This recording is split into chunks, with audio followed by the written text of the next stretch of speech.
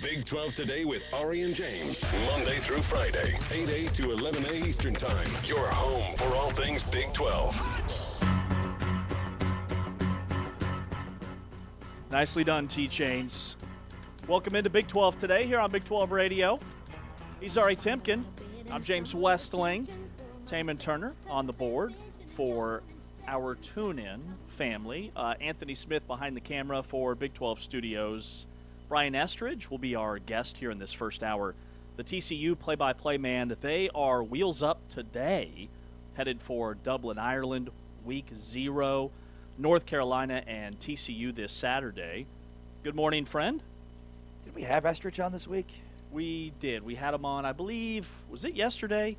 Maybe the day before. Monday. Yeah, it feels like a lot of Estridge for 1 week, you know. Too much Estridge? A little bit too much. Is it because he's funnier than we are? Never go overboard with Estridge. You know, once a quarter is probably enough for Big Red. A little bit too much estrogen, you know. I was going to ask you what's keeping you up at night. That's it. But I think I have the answer. That's it. It's Brian Estridge. Actually, nothing is keeping me up at night. That's fantastic. Yeah, it's great. Sleeping like a baby. Yeah, you could say that or not at all. I mean, you know Kansas State football keeps me up every night. Also, is Donovan Atwell going to be able to play this season for Texas Tech men's basketball? Can't stop thinking about that. Donovan Atwell in particular. That's the one? He's the one. Yeah. Of all the guys. Sharpshooter, 3-and-D. This feels like the one thing in college sport. Like, there's two things that have happened so far this offseason, which are like the two things that everybody will agree on. And that is, like, you can't gamble on your own team. And if you played professionally, you can't come back. There's no going back from that. It feels like, regardless of any of the circumstances surrounding this story, like, nobody wants this. Nobody wants it. Nobody. Only Lane Kiffin, it appears. I was going to say, except Lane Kiffin at LSU. We are sipping the tea this morning because this is juicy. We've got Estridge on later on this hour. We are going to play a little How Well Do You Know? Insert school here. And because they play this weekend, TCU will be the team that we look at today. How well do you know TCU football? So Taman and Anthony, who's behind the camera, have put together this quiz, for lack of a better term, and competition that Ari and I and you, the fan, will hopefully join us and be a part of. If you're watching us on YouTube, you can leave your comments there and play along later on during the show. But this kind of broke yesterday while we were on the air in that last hour. Well, it's a constantly evolving and breaking story. We could just kind of leave it at that, I think. So we've got the SEC, we've got the Big Ten, and we've got the Big 12 that all seem to be unified on banning or preventing these NFL players that were part of preseason rosters, and some of them even played in games, and now they're trying to come back to college. Started with the Big Ten. So the Big Ten essentially is banning a player if he signed a pro contract, if he was on a pro roster at any point, or if he declared for the NFL draft as an underclassman and did not withdraw. The SEC, now the Big Ten said, hey, this is football only, we'll address the other sports later. The SEC, it's across the board, same three triggers, except it's three leagues, the NFL, the NBA, and the WNBA. The Big 12 seems to be unified, and the Big 12, they met yesterday, and they will meet again today. Yeah, there's more than 18 lawsuits in 15 states from 150-plus athletes. You know, the NCAA has won stays in exactly 3. The federal Colorado case, the states of Ohio and New Jersey, but a losing record in the other ones, at least so far. So the conferences are trying to step in and do what they can on the self-governance piece. Now, subsequently, there will be additional lawsuits filed against these conferences for these rules. But I think if you're the conferences at this point, you say, bring it on, because this is what we need in order to really start from a self-governance standpoint. And, like, what's interesting is the way, like, the SEC also has good lawyers. The Big 12 also has good lawyers. So, like, every one of these court injunctions run against the NCAA. A court told the NCAA it cannot enforce its eligibility bylaws against named plaintiffs. No court has told the Big Ten it must let anybody play. the conference isn't a party. So the rule doesn't defy the injunction. At least that's what it appears on spec and what some lawyers have written so far. The other second trick part of this is that they're punishing the schools, not the players. So once again, from a legalese perspective, they could say, no, the players are free to do what they want. It's the schools that are willing members of this conference and within the NCAA that are on the hook for any penalties or punishments if they do play these players. Ultimately, this has little to do with eligibility, quite frankly, and has everything to do with the conference's ability to govern themselves. And if they are taken to court, which they will be for these, and win, now the conferences have carte blanche to basically say, okay, NCAA, you're gone. You can't, especially from a standpoint of rulemaking, because we now know that we can pass rules and enforce rules and not have intervention from the courts invalidate those rules. That's the biggest piece here. Eligibility is just a small part. But this is the first real stress test of the ability of conferences to govern themselves. Pete Thamel has a tweet and a comment from a high-level attorney. Ryan Doughton is the lawyer. He says the SEC's actions put the NCAA in contempt of multiple court orders. It is cartel-like conduct when NCAA conferences attempt to create their own spur-of-the-moment rules in response to courts enjoying those same rules at the NCAA level. Well, these guys are loading up. It's like that scene from The Town. They're in the van and they're getting ready to go to war. Well, and so the lawyer there says spur of the moment on purpose. If the conferences can prove that they've already created rules and bylaws prior to this, then there's a precedent. He says spur of the moment to make it seem like, they just up and decided to do this, which is collusion to a degree. And that's the other part to this, right? Like, this goes back to that Supreme Court ruling many, many years ago, which basically said, like, the NCAA can't create rules, but the conferences themselves can. But they can't collude. That's antitrust violations. Again, I'm not a lawyer, but sometimes I like to play on the radio. So they have to prove that they did not collude to create these rules that all suddenly came out together within 48 hours, and that they have a precedent for creating and establishing rules. That again, ultimately, that's it. This is a huge inflection point in college athletics. Can conferences govern themselves?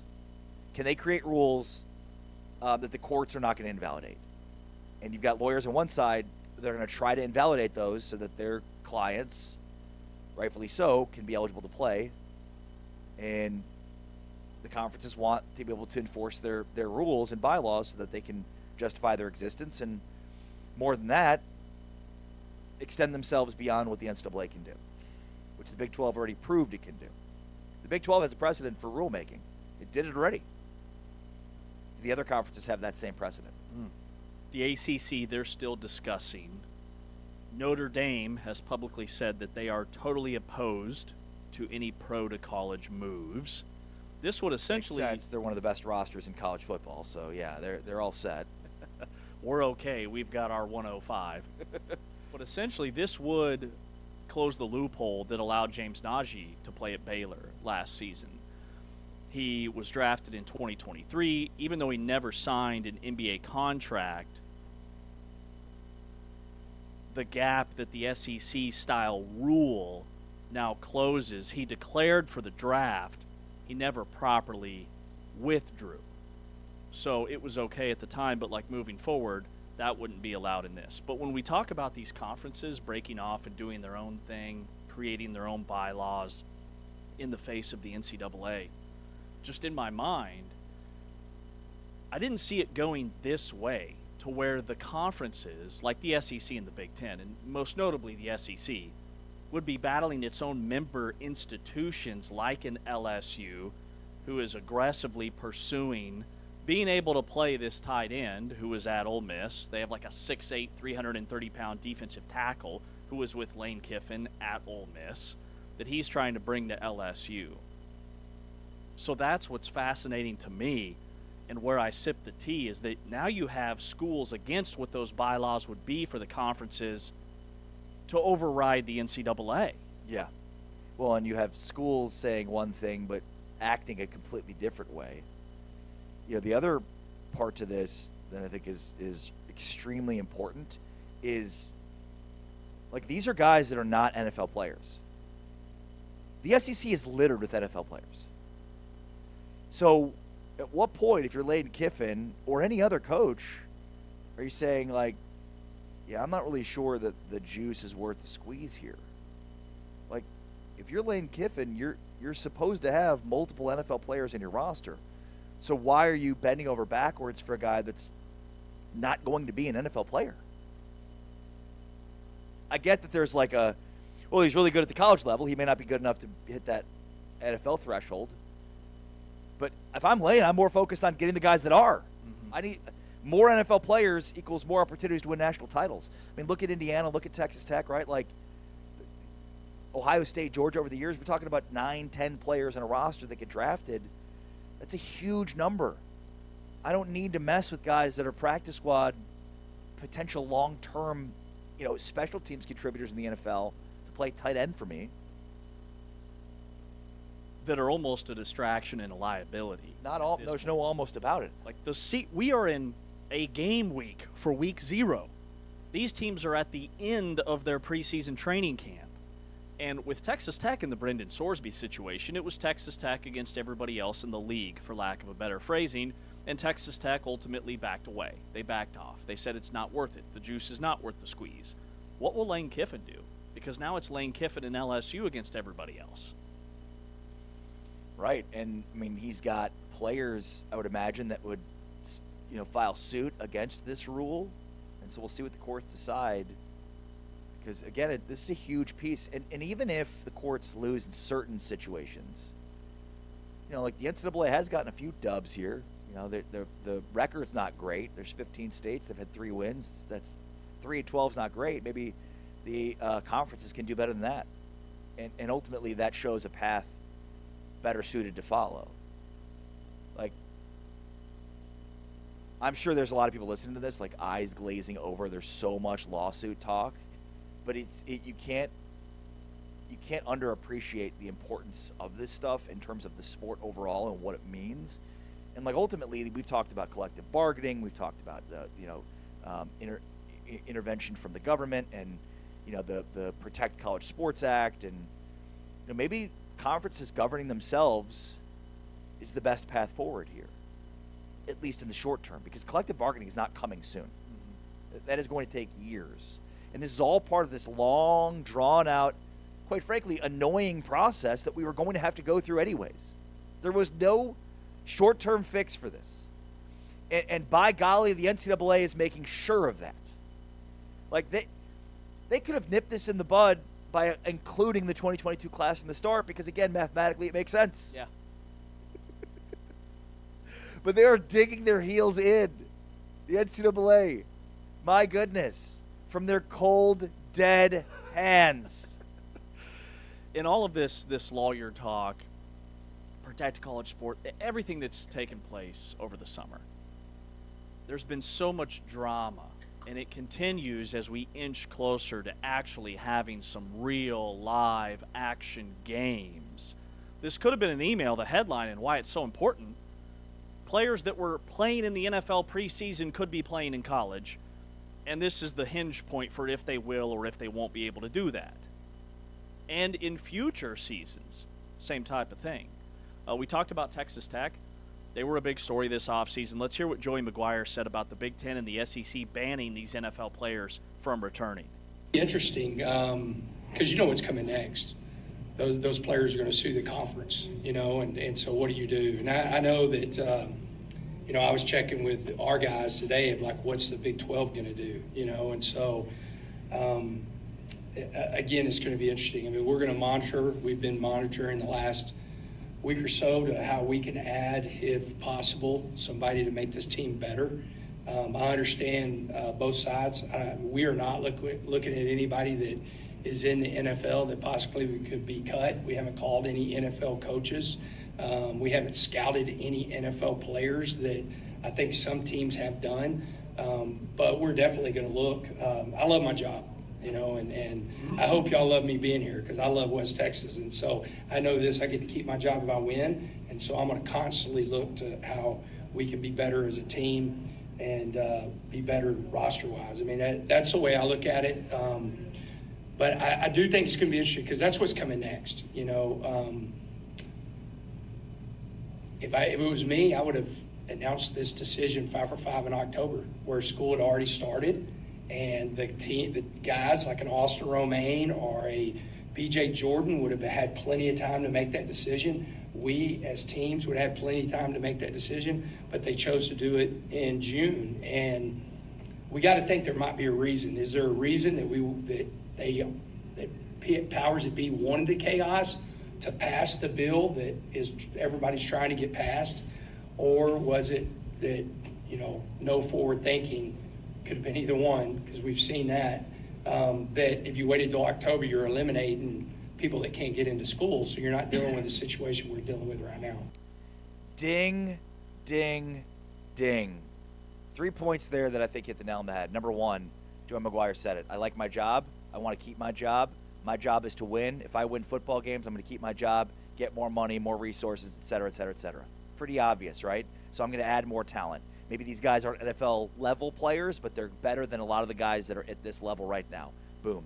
Number two, was this part of the chaos? The NCAA does this in June, not October of last year, the 5 for 5, so as to embrace the chaos. This is a now being held widespread belief of conspiracy. It's a conspiracy by the NCAA in order to try to get the Protect College Sports Act passed. Create the chaos, make it seem like it needs to get passed, and it will. The other part to that is maybe it's just the lack of foresight from the NCAA, and that's the one I buy more than anything else. And you have the Big 12's alpha, the Big 12's highest spender, saying very directly, we are not pursuing guys that have been in the NFL. And there are multiple schools in the other leagues that are doing just that. Like the Big 12 is coming out, we're the champs of this whole thing. The SEC and the Big 10, most notably the SEC, like karma's a bee, right? With LSU and with Lane Kiffin, and now they're the villain.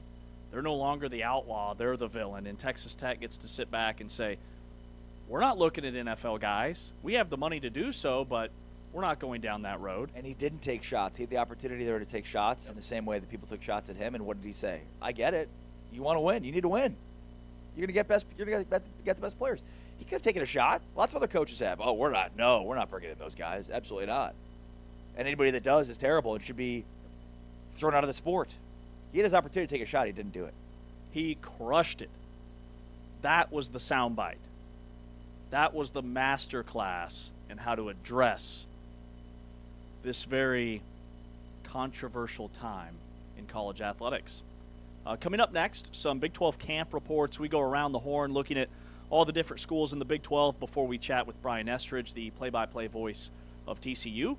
He is Ari Timken. I'm James Westling. We are brought to you by Modelo. You're listening to us on TuneIn, watching us on Big 12 Studios.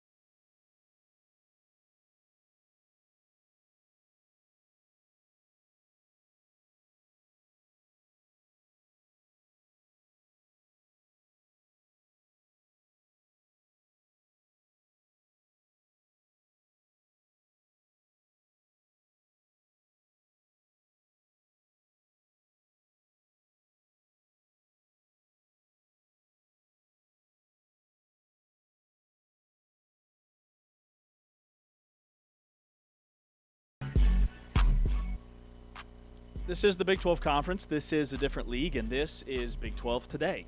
We are with you live each and every weekday, 8A to 11A Eastern Time, alongside Ari Timken. I'm James Westling. You're watching us on Big 12 Studios, the Big 12 Fast channel. You can catch us if you have a Roku just about anywhere, including Amazon Prime Video, DirecTV if you're old school, YouTube, and many other avenues. And we are powered by Modelo. Before we chat with Brian Estridge, let's go around the horn. Big 12 camp reports. And I think if your team isn't mentioned in this segment, it might be a really good thing because it's injury season. Arizona State just lost a guy that was projected to be a starter at linebacker. Sixth-year linebacker Zyrus Fiasu suffered a season-ending ACL injury in camp. He was expected to start with Martell Hughes and Owen Long.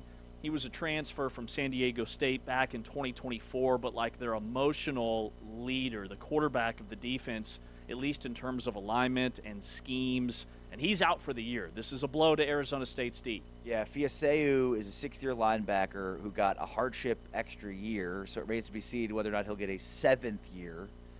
Now, look, Arizona State, like a lot of teams, play a ton of nickel, and so that's kind of their base. So, he's the third starter, if you will, or third guy off, but he's a depth piece, and I think you hit the nail on the head there. He's a significant leader of a defense, and he's the only linebacker with 3 years of experience within Brian Ward's system.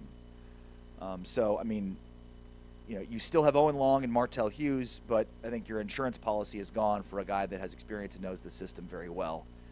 And now we'll see if Fiaseu can get a seventh year for a hardship after getting a sixth year due to hardship. And Arizona State lost two all-league caliber linebackers from last year's team. Keyshawn Elliott is in the NFL. Jordan Crook is in the Canadian League. Like two pros. They've got Owen Long. They've got Martell Hughes, who came on strong towards the end of last year and had a career high in tackles in the Sun Bowl. But that's a big loss to Arizona State. Meanwhile, out in Stillwater, Oklahoma State, let's hear what Eric Morris said, and this is courtesy of our good buddy Eric Bailey at the Tulsa World. Eric Morris talked about Oklahoma State. They just had their final scrimmage and said that their starters are basically set. With hardly any injuries, a couple of little bumps and bruises here and there, which is your goal in that.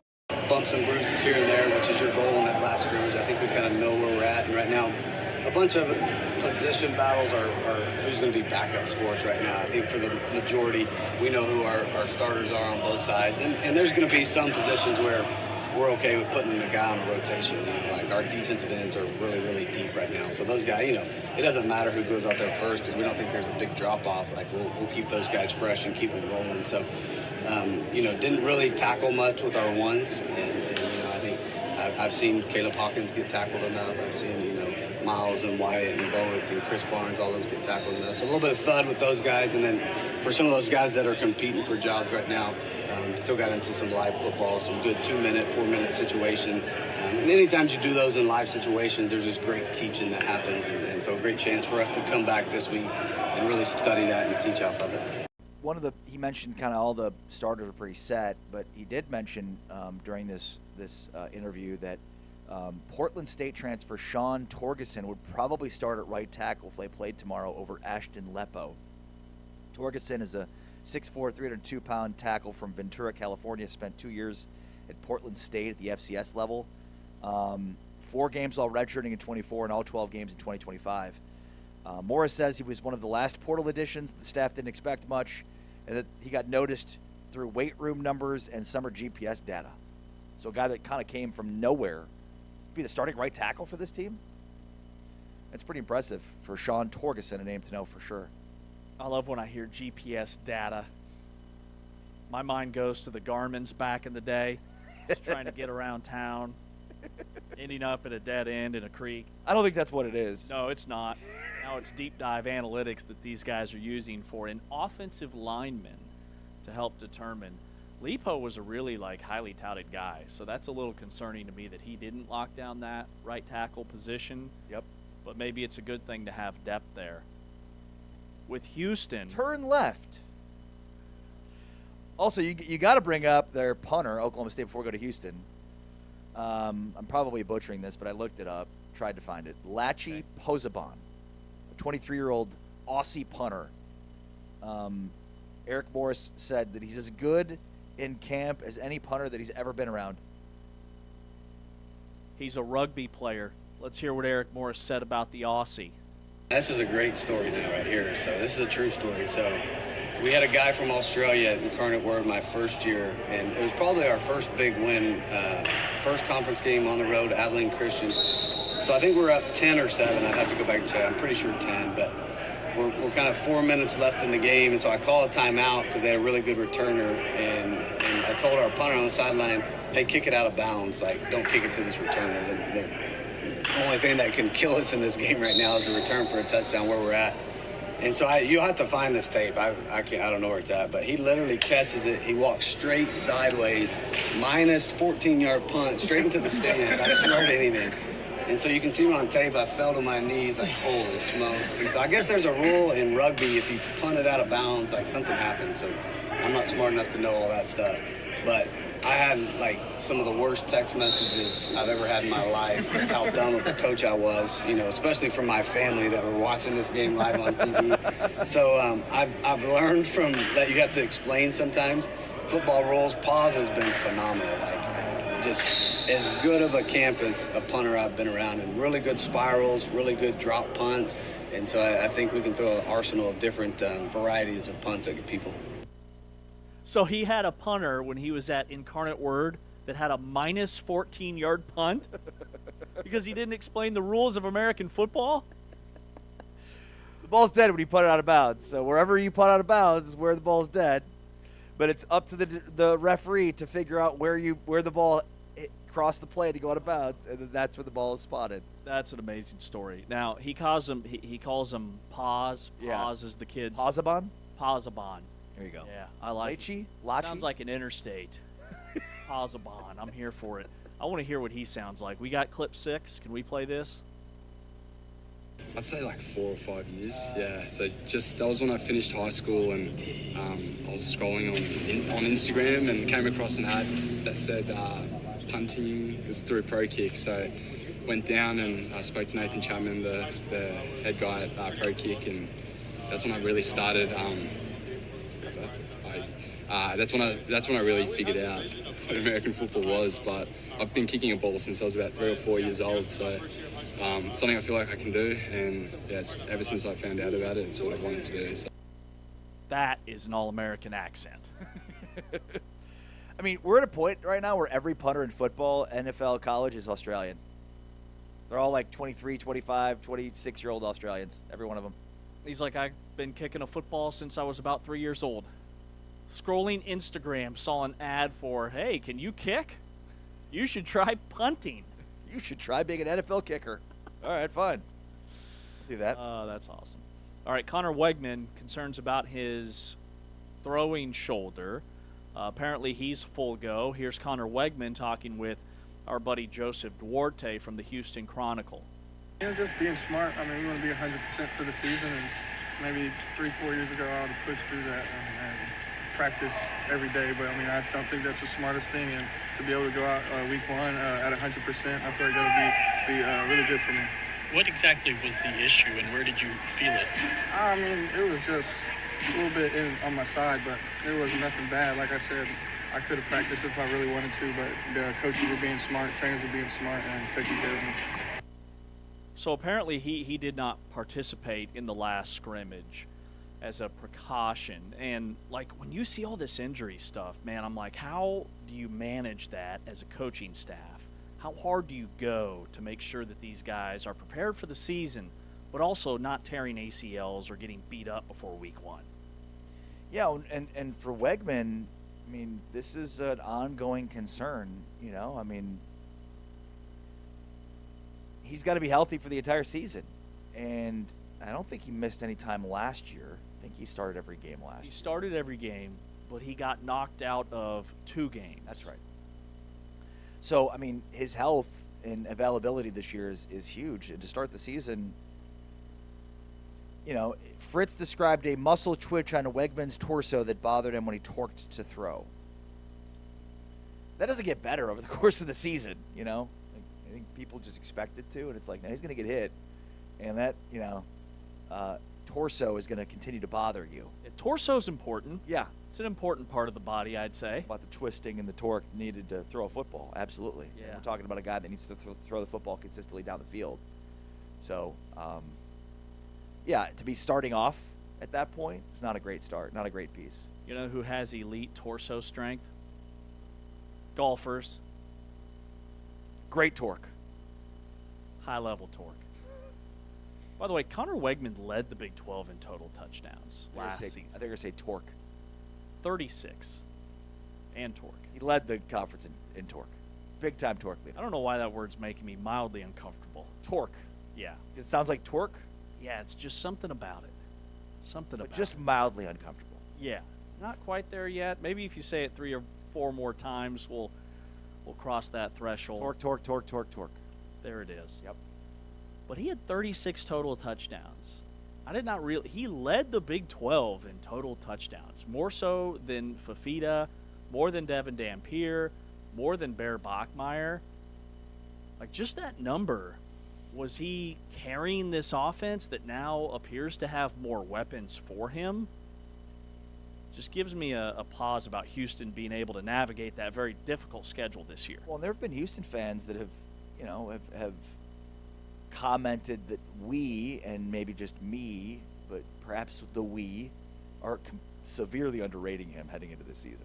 Wegman in particular. Yeah. I think we ranked our top 5 quarterbacks. Neither of us had him in the top 5, and they're basically like, that was his answer. Like, he led the league in touchdowns. What are we doing here? Former 5-star recruit who led the league in touchdowns. I'm just not a believer yet. That's why. I think it's pretty easy for me. I'm not a believer. I think there was a lot of system that led to the success that they had, and running the football and effective defense and field position. He's played crucial roles. So what would make you a believer? Him making more like game-changing highlight reel plays? Yeah.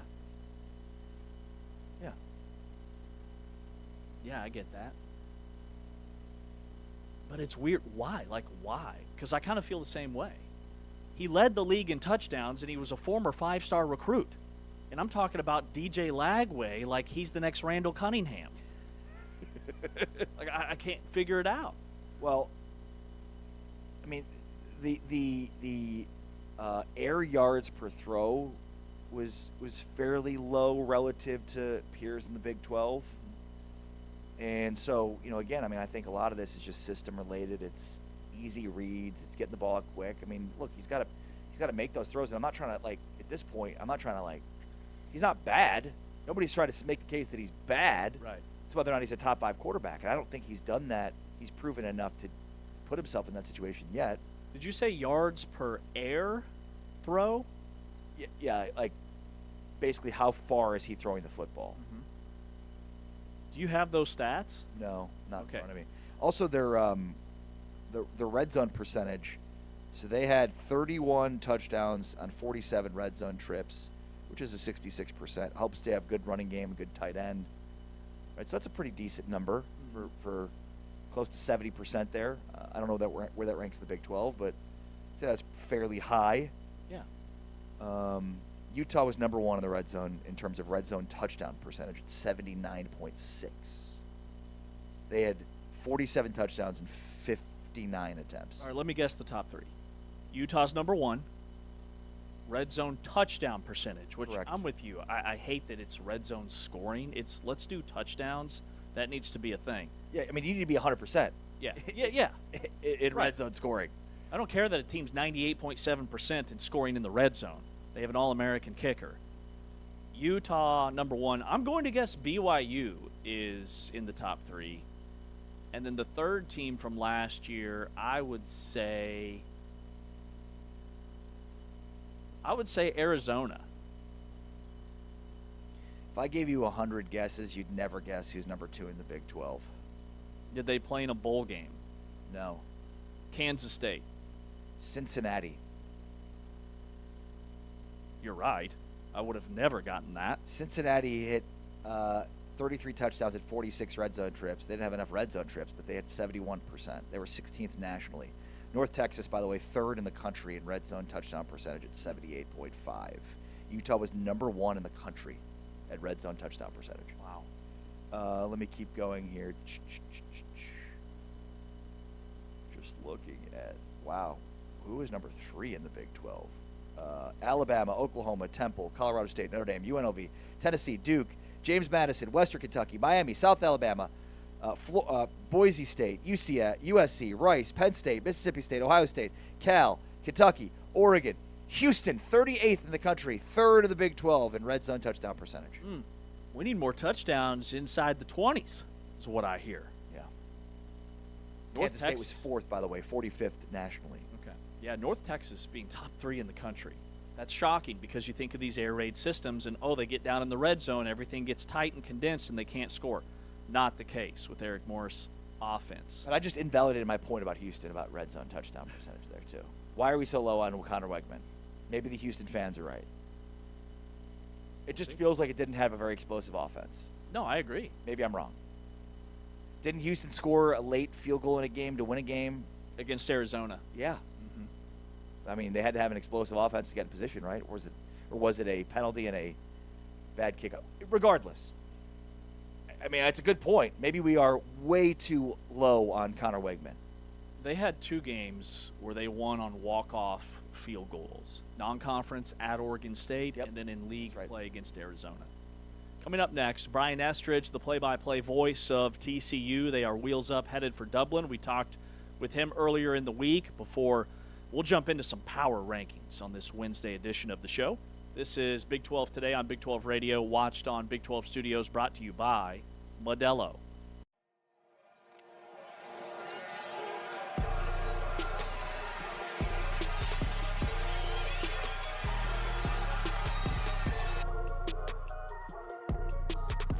UAB, then New Mexico, now here with the Utes.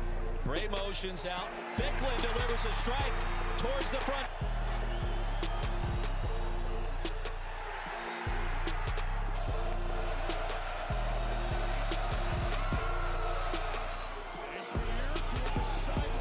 Gets the football to start the third quarter.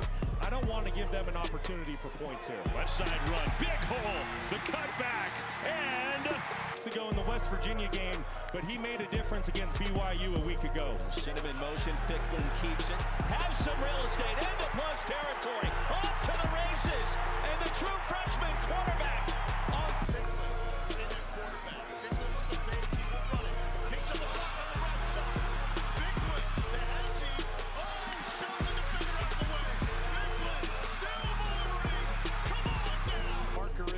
as the Wildcat quarterback. He fakes it to Dampier, the quarterback, and keeping it is Parker, breaking a tackle. Parker into the end zone. Touchdown, Utah.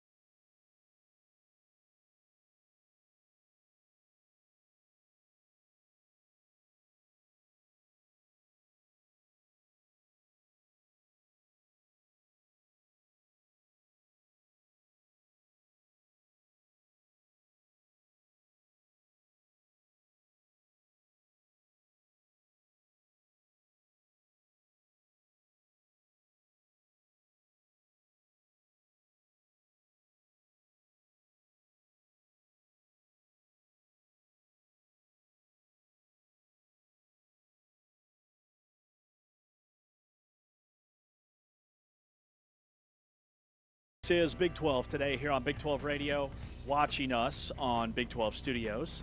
Alongside Ari Timken, I'm James Westling. It's a game week for TCU in North Carolina, week 0 in Dublin, and we welcome in the voice of TCU athletics, Brian Estridge, on the show. Brian, if I was putting together an Instagram carousel of the top Brian Estridge summertime moments, what would be what would be number one? Probably a Thursday in July where I shaved my back. Felt real good about it. That was really the first time this year that I'd gotten to that and needed it. And it looked like somebody had shot a fox in my yard when it was over with, but that's okay. Yeah, James, I don't think you were there that time that Brian was shaving his back while doing an interview on video. Yeah. It was actually, I was gonna say, sounds like a typical Tuesday. I think I was in a hotel doing that too. The maid was not real happy after seeing all that in the tub. Well, I mean, that's where you're supposed to do it, right? You're not supposed to do it at your own house where it gets really dirty, right? I mean, you're supposed to do it somewhere else. Yeah, I mean, that's why do you pack? Why else do you pack the razors, right? Yeah, I mean, Let's go. Come on. Speaking of packing the razors, when you going to Dublin? When you going to the homeland? Yeah, leaving on Wednesday with the team. Team travels out Wednesday evening, arrives Thursday in Dublin, and gets a little shakeout, a little walkthrough in on Thursday. Got some commitments they've got to do, and then Friday, obviously another practice, pep rally on Friday, and then play the game on Saturday. Fly home Sunday. It's a quick trip to Dublin. Yeah. So, what stands out to you about this game this year? Well, I mean, obviously the sense of urgency to start the season is important. And the international stage, brings a whole host of challenges. They're not bad. It's just, it creates a different set of challenges for you. I think it's great that you got the whole world's attention, if you will, sort of kicking off the season. I'm excited about the new quarterback that TCU has in Jaden Craig. I'm anxious to see how he adapts to the 1A football game, if you will, the P4 game. I think that's going to be great. I think it's going to be fun to see how Gordy Samus, the new offensive coordinator, handles things at TCU and how different they look. I'm anxious to see how Bobby Petrino has affected North Carolina. New offensive coordinator, what kind of influence will he have on a team that was kind of in disarray last year? How much improvement do we see there? And there's just something exciting about starting football, right? I mean, it's here. We get to dive right in the middle of it.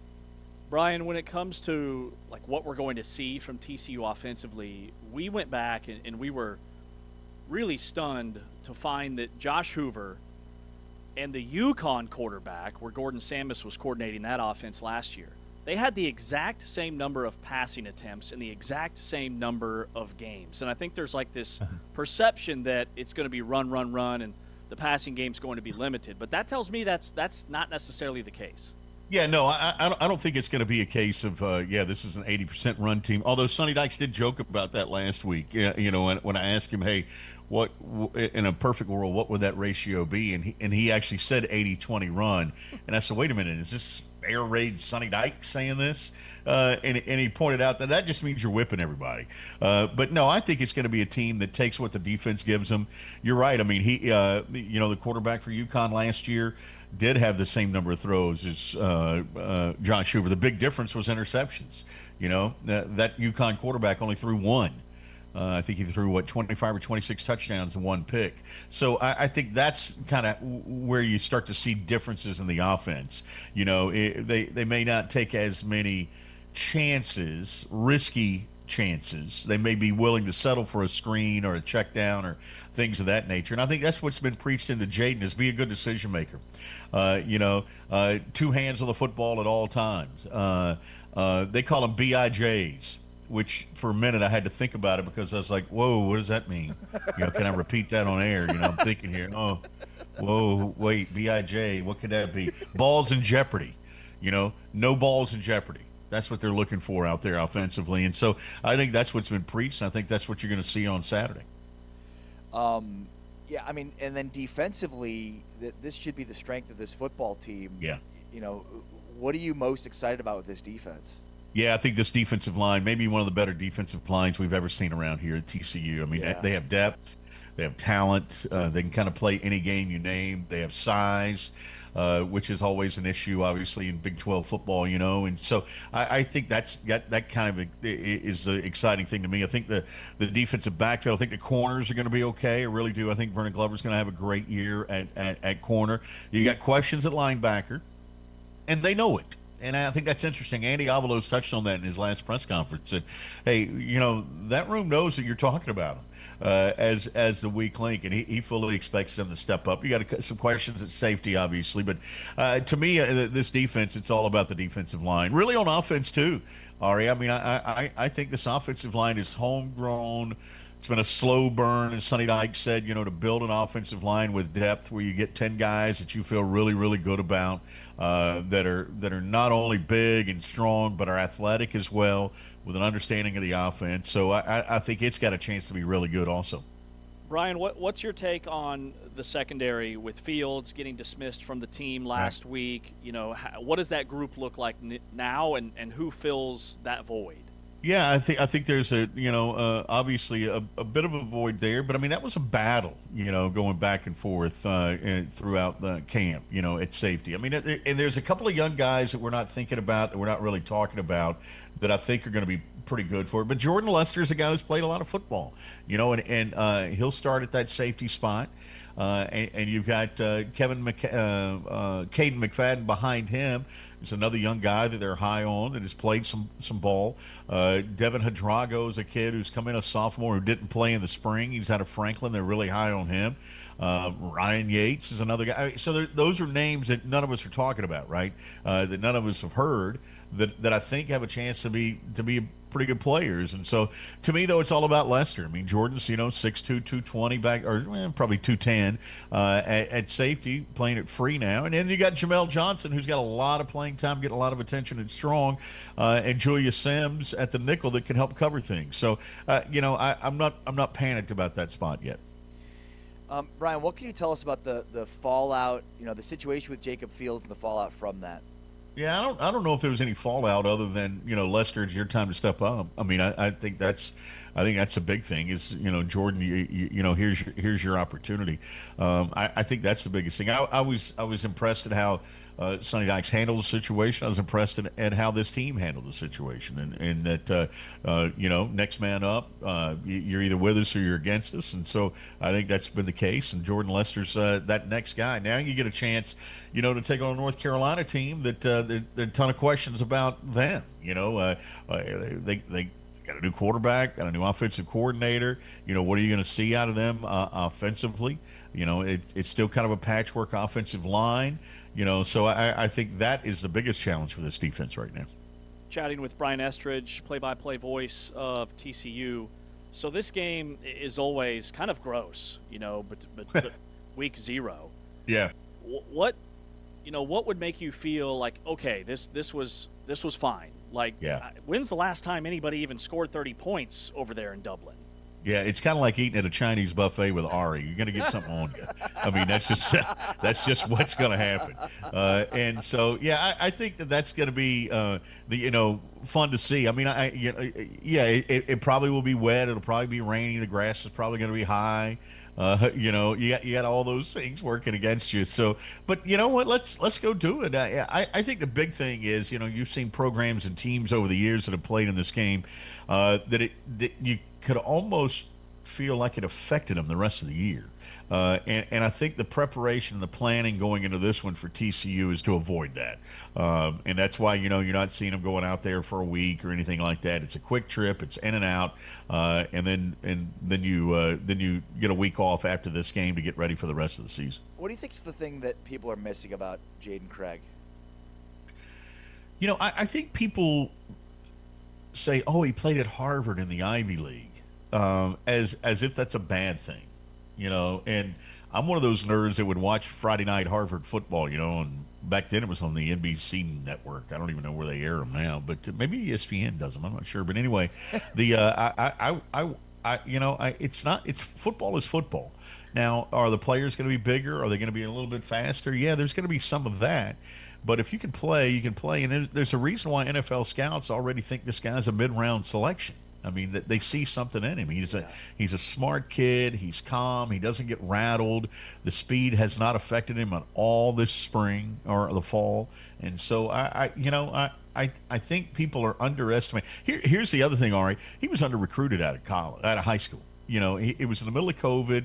His mother really wanted him to go to Ivy League school, so that was kind of a lock-in anyway. It wasn't as if he couldn't play back then either. It was just a kind of a crazy sequence of events that led to it. Good for him, though. He got a degree from Harvard, graduated, and now gets a chance to continue that with a season at TCU. Brian, how challenging can it be to prepare as an announcer for a Week 0 game when the opponent they release a two-deep? Like, there's been nothing from North Carolina's camp in terms of what this team will look like. Yeah, no, that's the hard part. I mean, it really is. But it was hard last year with them. You didn't get any information. You just got to read as much as you can. You got to take some guesses. You got to take some chances. Thinking, hey, okay, well, this guy was a highly recruited guy. He should be that. But I think the biggest thing is just try to read as much as you can and try to figure it out and over prepare. I mean, James, you know this. You do this every day as a play-by-play guy. You're going to use about 30% of what's on your chart anyway. In this case, it might be about 15%. You're just going to put as many guys on there as you can, hope that you pick the right ones, and be ready to pull out the Sharpie in the middle of the game when some dude shows up you never heard of. Yeah, seriously. And then what about, defensively? We're not really sure the situation with Steve Belichick. I'm assuming he's not going to make the trip based on what we've heard. He's on medical leave. Does that mean Bill's going to call the defense? I think that's going to be the plan. I mean, at least that's what we're hearing. He will have a hand in it, so you better believe he'll have some influence. And what does that mean? I mean, are there changes between the two? I don't think. I think they kind of think alike. But I mean, there's so many things that go into this that you would love to have the answers to that we just don't heading into that game. And so I think that's why, you kind of build your preparation and your chart in Jell-O because you can wiggle it out if you need to and straighten it up in another way. Yeah, that's well said. Brian, would love to get your perspective on the league as a whole. Who do you really like this year that maybe isn't getting the love that they should, and just your overall top 3 headlines? Yeah, I mean, I think there are a couple of things. I think that the league is wide open, to be honest with you. I mean, I really do. I mean, I know everyone wants to go ahead and anoint, Texas Tech and BYU as the 2 top teams in the league. I think Arizona's going to be better. I think Central Florida's going to be better. West Virginia's got to be better, right? Don't be surprised if Baylor's better than we think down there. And then you're going to have some that you go, I don't know. I'm anxious to see how K-State is, and does the system change at all? I don't think it does there. Iowa State, obviously, we think is going to struggle this year based on just how depleted the roster was at that point. Utah, do they take a step back? I think a team that I think quietly could be better and people aren't necessarily talking about, which is odd to say because they talk about them a lot, and that's Colorado. I think Colorado could be better. So I get the sense that it's been a real work focus this year at Colorado as much as anything. And so I think to me, though, there's no clear-cut favorite. I mean, there's a clear-cut spender, but there's not necessarily a clear-cut favorite. And so I think, I think everybody's going to have an opportunity in this one. And that's what TCU wants, is just a chance to be in the discussion at the end, and then let the play on the field decide it and not worry about what everybody's making or what they're spending or, whatever else figures into it. Brian, what do you like about Colorado? I just get a sense that they're working harder, man. That it's been more about football and less about show this year. And they're spending money. I mean, it's not as if they didn't spend any money on the football roster. So there is that there. I just get the sense. You asked me who we're not talking about that could be better. I just feel like they could be that team. Yeah, they got a brutal schedule. If they made a bowl, it would be a tremendous season. Yeah, I don't count them out. That's all I'm saying. Yeah, I like it. And by the way, can I say this? The league needs them to be good. Yeah. The Big 12 needs Colorado to be good. They need Dion to be good. We need folks talking about Colorado football. Yeah, that's well said. All right, Brian, can't wait for the call on Saturday. Safe travels, and we'll talk soon. Hey, have a monster for me. Done. Love it. Figured it. Figured it. You're the man. All right, boys. All right, see you, Brian. See you, brother. See you. Brian Estridge, play-by-play voice of TCU Athletics, joining us here on Big 12 today on Big 12 Radio. Likes Colorado, your initial sleeper team. Also, really likes what TCU's put together in the trenches. I think it's really encouraging that Sonny Dykes, the first position group he talked about most recently was the offensive line.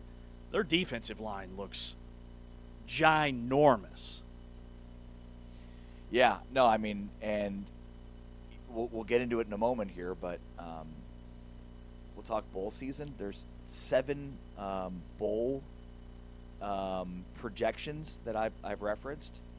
0 of those 7 have Colorado go bowling this year. So it's Brian and myself against the world. Against the world. Yeah. You guys are prestige worldwide. Yes. All right, coming up next, a little bowl talk. It's never too early to talk Big 12 bowl projections. It is Big 12 today on Big 12 Radio. He's Ari Timken. I'm James Westling. You are watching us on Big 12 Studios, listening to us, powered by Modelo on TuneIn. Here comes the TCU pressure. Deal. Picked off. That will do it. Nandy Obi-Izor seals the rivalry win for the Horned Frogs. At first and goal, 8 seconds to go. That's knocked up. That's picked off. Obi-Izor takes it away for TCU. And they stand at the goal line as the half expires. Earl under pressure. Sack wrapped up and brought down. Andy Obi-Izor, the sack for TCU. That was Bain, right? That was Bain. Tonight's theme. Oh, big hit. Obi-Izor in the backfield. Lift him up, form tackle, throw him down. My God. That is a tackle if I've ever seen one. Boom. Good Lord. Side of Lopez.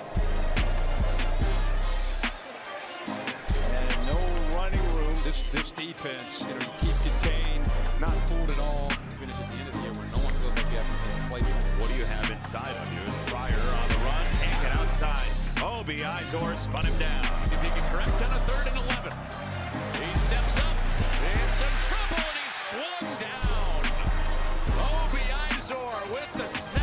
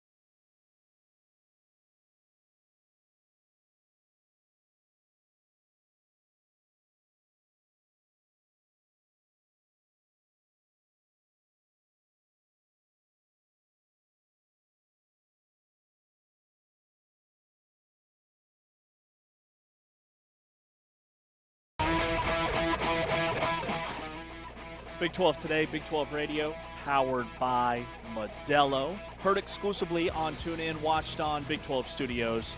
Modelo fan rule number 54, you trust momentum until it betrays you.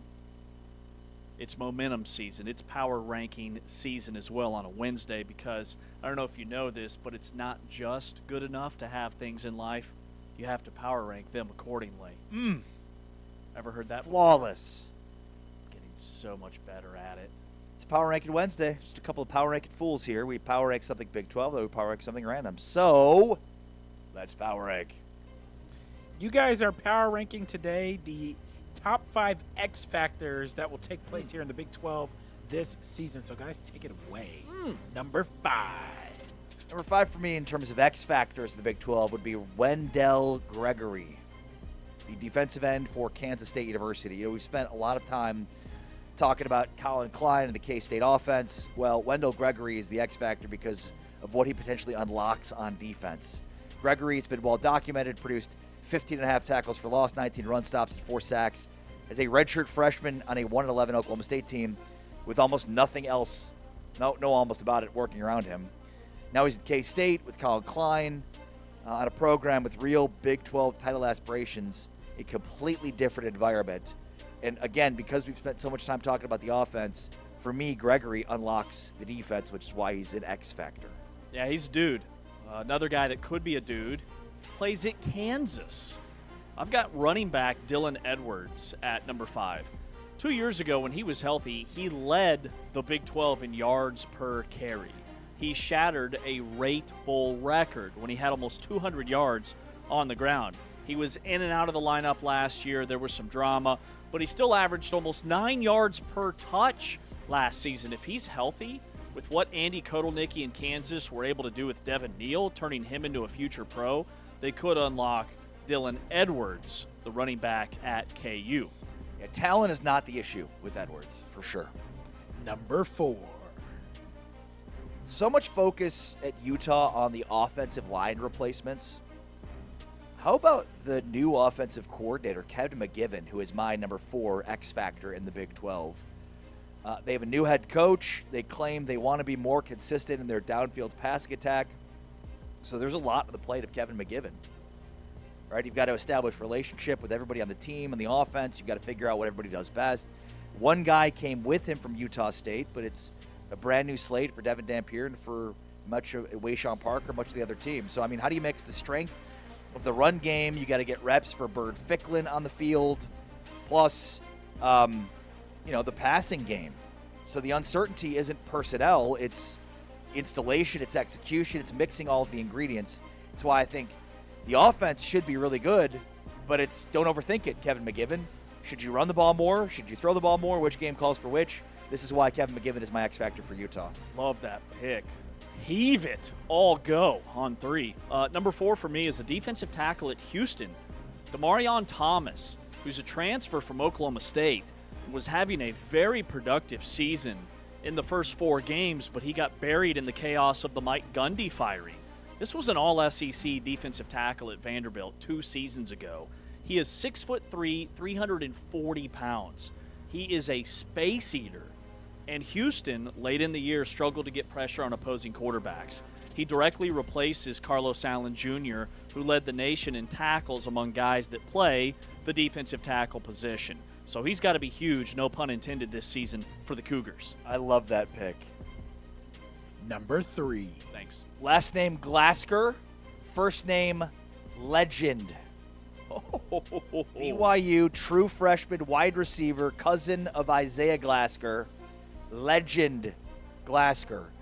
You know, we just heard yesterday from the play-by-play voice, Greg Grubel of BYU, who mentioned Legend Glasker and how much he's emerged during fall camp.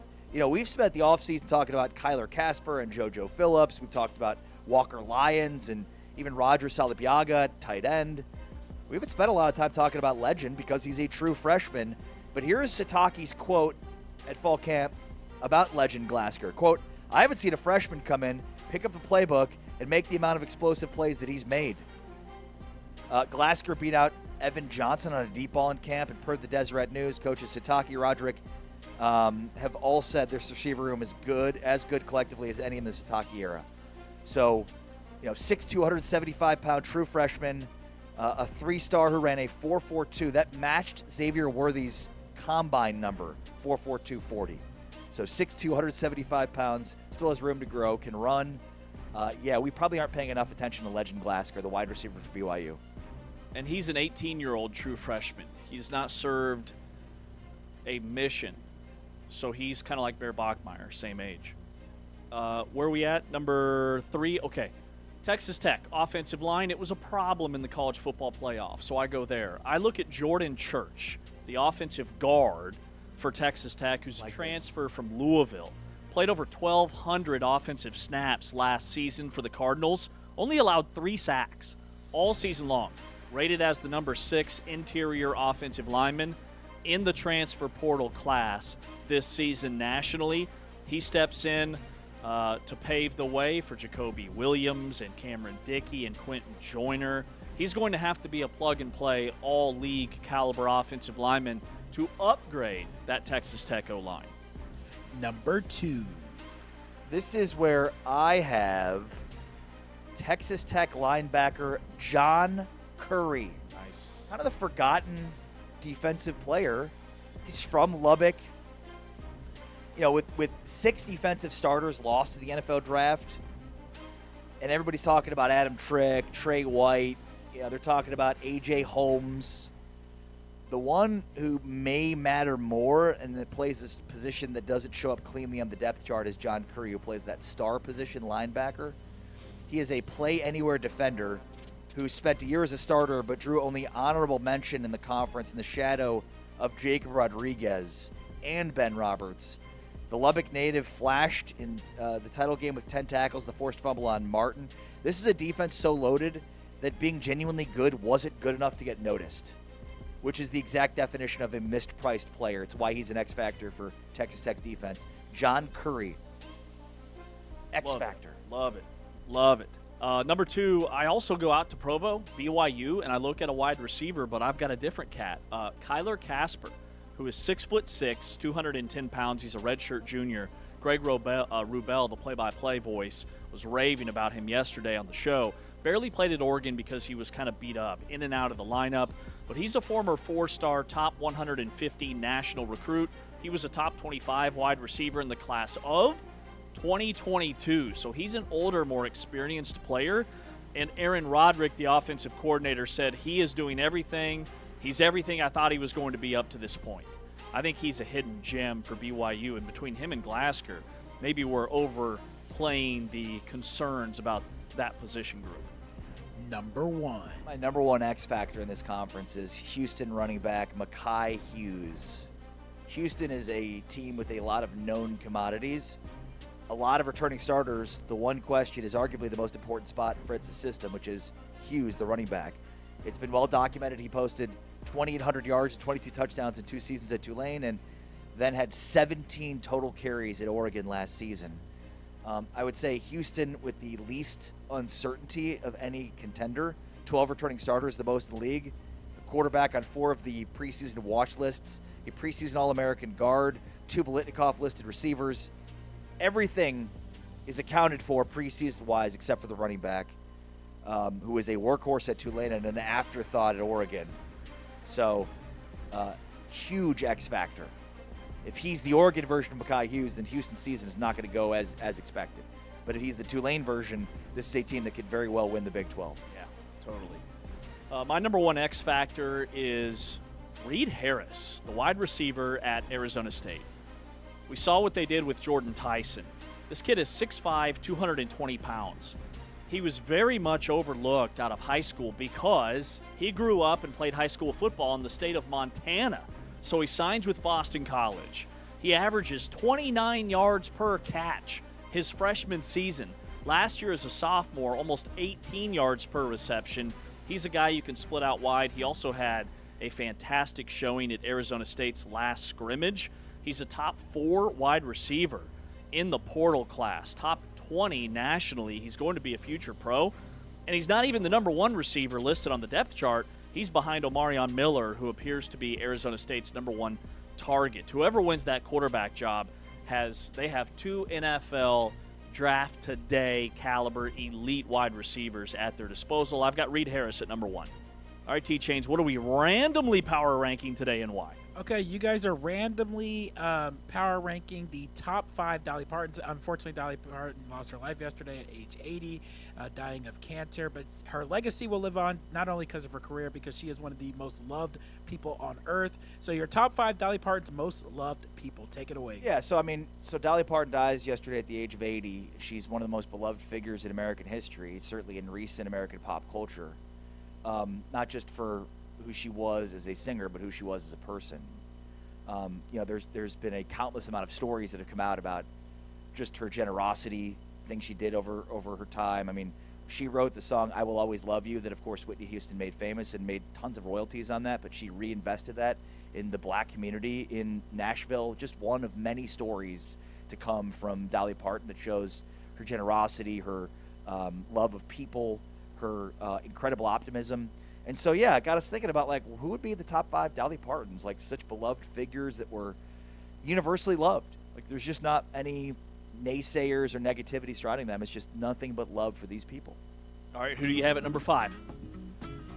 Nice, Tayman. I'm going to go sweetness here. Walter Payton, one of the greats. You'll never hear anybody say anything negative about Walter Payton. His autobiography, Never Die Easy, is how he lived his life. He never got out of bounds. He retired as leading rusher in the National Football League.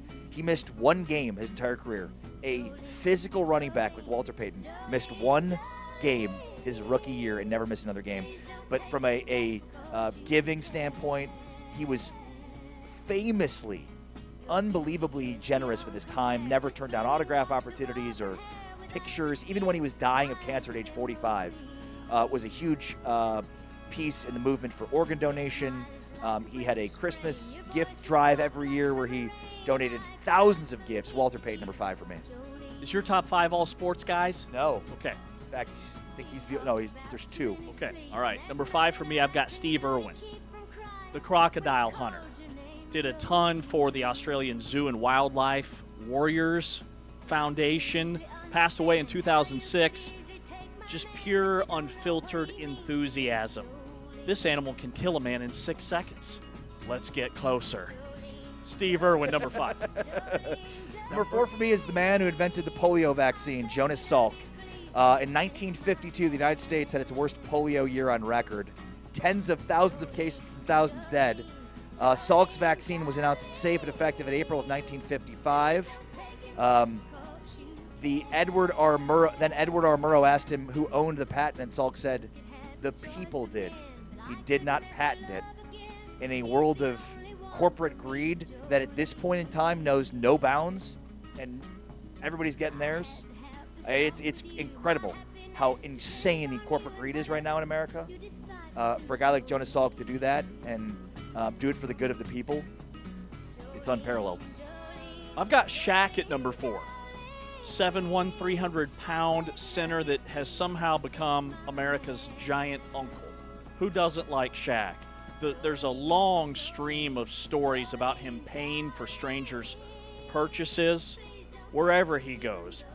He can also sell you insurance, pizza, a printer, pain cream, and a Buick before halftime. Shaq at number 4. Shaq's amazing. Number 3 for me is George Washington Carver, the Iowa State alum. So this definitely has a Big 12 lean. George Washington Carver, famously born into slavery in Missouri, became the first black student at Iowa State and then its first black faculty member. But he was instrumental in farming, in spending a career solving a problem nobody was paying attention to. Southern soil that cotton had stripped of nitrogen, farmed by poor black farmers with no access to agricultural science. His answer was crop rotation with peanuts and sweet potatoes. So and he traveled the country teaching this to people. Didn't make money off of it, just wanted to help the agriculture industry to get it booming, and he was instrumental. I mean, think about how much the soil in the South owes to farming, and that is owed to George Washington Carver, what he did. The Iowa State alum, former Iowa State teacher, the Iowa State legend, George Washington Carver, number 3 for me. Man, that's awesome. Up in Ames. Love a good sweet potato. It's a yam sandwich. I've got Denzel Washington at number 3. Ooh, I love this one. Who doesn't like Denzel? Okay, he's won 2 Academy Awards, but he's been married since 1983. And there's a lot of clips when he'll be a guest on podcasts talking about his role as a husband and as a father. Like, married since 1983. In Hollywood years, that's like 6 centuries. Denzel at number 3. Number 2 for me is my other sports figure, Roberto Clemente, who literally died while serving people. He was delivering relief aid to Nicaragua after a huge earthquake, heard that aid was being stolen before it reached the people, decided he'd fly with the next load personally to make sure that it landed in the right hands. The plane went down off of the coast of Puerto Rico on New Year's Eve in 1972. He was 38. He's a Hall of Famer. And his legacy is what he did in the humanitarian world. And not just that, but many others as well. Your list goes deep, and we only go deep here on Big 12 today. I'm loving it. Number 2 for me is Keanu Reeves. John Wick, 1, 2, 3. I think there's a 4th coming out. But he's one of those like Hollywood guys that doesn't want to be in the spotlight. Right, very low profile. He's very introverted. He gives away a ton of money and resources fighting cancer-related causes. And like every story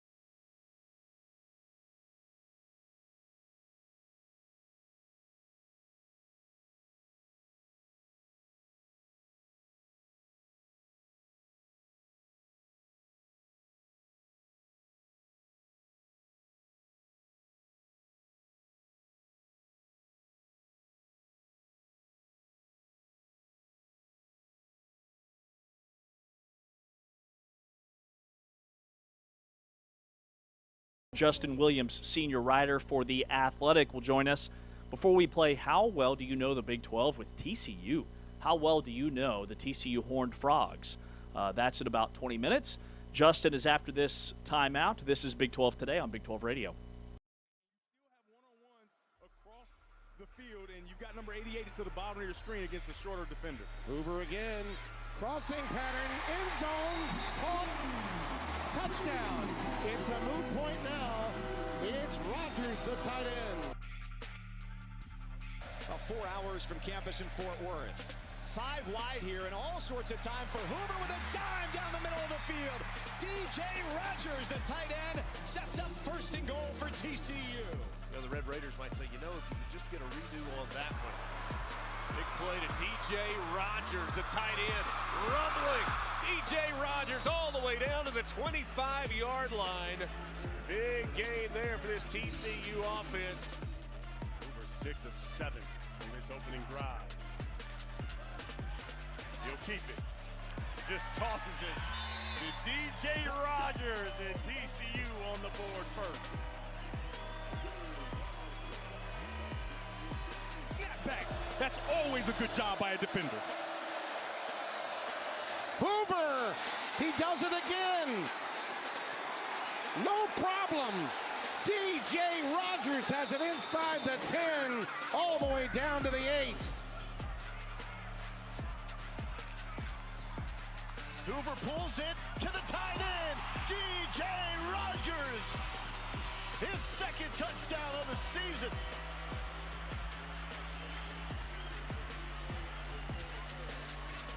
The backfield as it was Barnes by himself for a moment. Swings it out. Rogers breaks the tackle, stays on his feet, is decked out of bounds at the 30.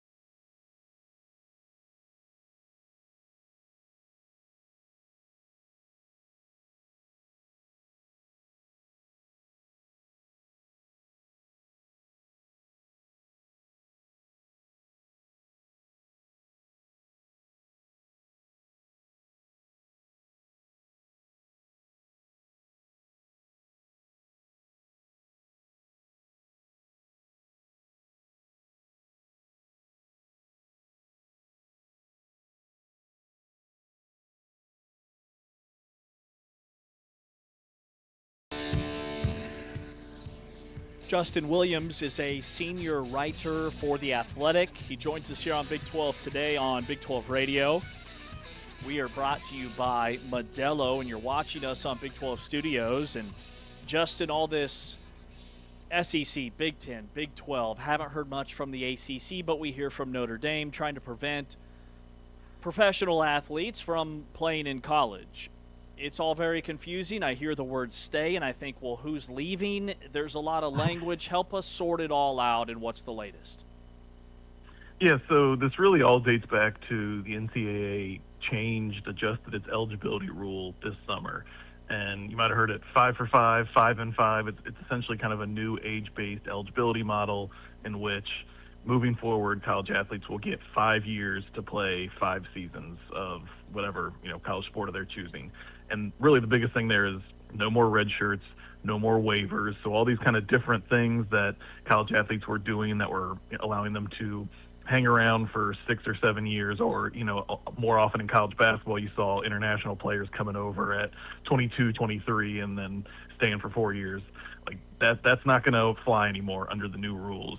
And as part of that, they instituted it in June. If you were a fourth-year senior that had played 4 years this past season, you didn't get grandfathered in. You didn't get that 5th season. The NCAA, that was just kind of the decision they made. We're going to start now and move forward. And so you're seeing, lawsuits from those athletes that are essentially saying, hey, everyone else in front of us is getting 5 years. We're not. And for the most part, there was lawsuits this summer. It was mostly basketball players. Here just recently, we've kind of seen a bigger influx of football players, specifically this case in Louisiana, where that's where you had some football players that were in NFL training camps, on rosters, and now all of a sudden a judge says, well, actually, yeah, if you want to go play college football, you can get in the portal right now. You're eligible right now. Go for it. It's open to you. If you made any money in the NFL over the summer, you have to pay that back, but you're eligible to play. And so that's kind of where you've seen this huge watershed moment of guys who are warming up in NFL games, playing in NFL preseason games. Now all of a sudden they're, coming back and signing with college football teams. Obviously LSU is at the center of this with them kind of signing a few of these players. And so it's, a little bit, there's some similarities here to the Brendan Sorsby situation where the NCAA kind of seems to have its hands tied in court. And so yesterday you're seeing conferences try and take matters into their own hands and maybe passing a rule, a guideline that says, hey, you're not going to play in the Big Ten if you signed an NFL contract or were on an NFL roster. Or the SEC even kind of went a little bit farther, and they've, made it a rule for NFL, NBA, and WNBA. ACC is going to meet today. Big 12 ADs met yesterday on Tuesday, and I think they're going to pass a similar law here sometime this week.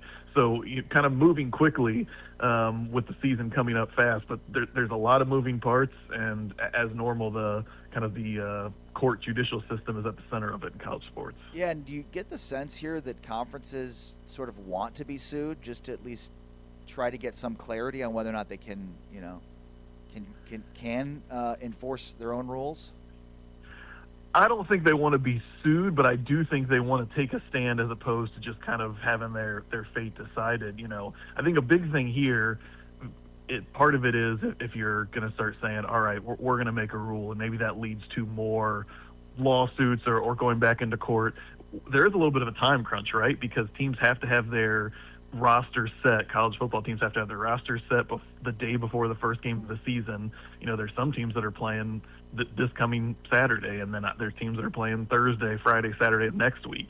And so if you can, in some ways, if you can kind of run out the clock, then you might make the decision for it, because there's still so much up in the air. We've seen this with the Colorado case, some of the other cases where they initially get passed and then there's an appeal and they get, stayed, like you said, or paused essentially.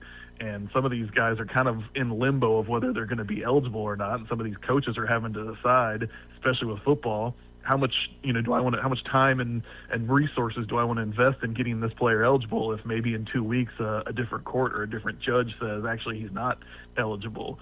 And so as much as I don't think they want to get sued, I also don't think they want to just kind of sit back and have their fate decided for them.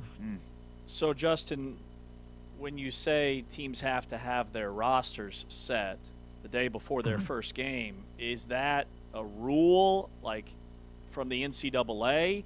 Or is that a preference And why is it different in football, whereas like in basketball we saw James Najee getting added to Baylor's roster midseason? And so that was part of this new rule that they passed, the eligibility rule. James Najee wouldn't be able to do that, under these new rules. The Charles Bediako situation wouldn't be able to do that under these new rules. There's no waivers. And so, I think in terms of the rosters being set for football, I believe that's actually part of the House settlement because, now there's roster limits instead of scholarship limits.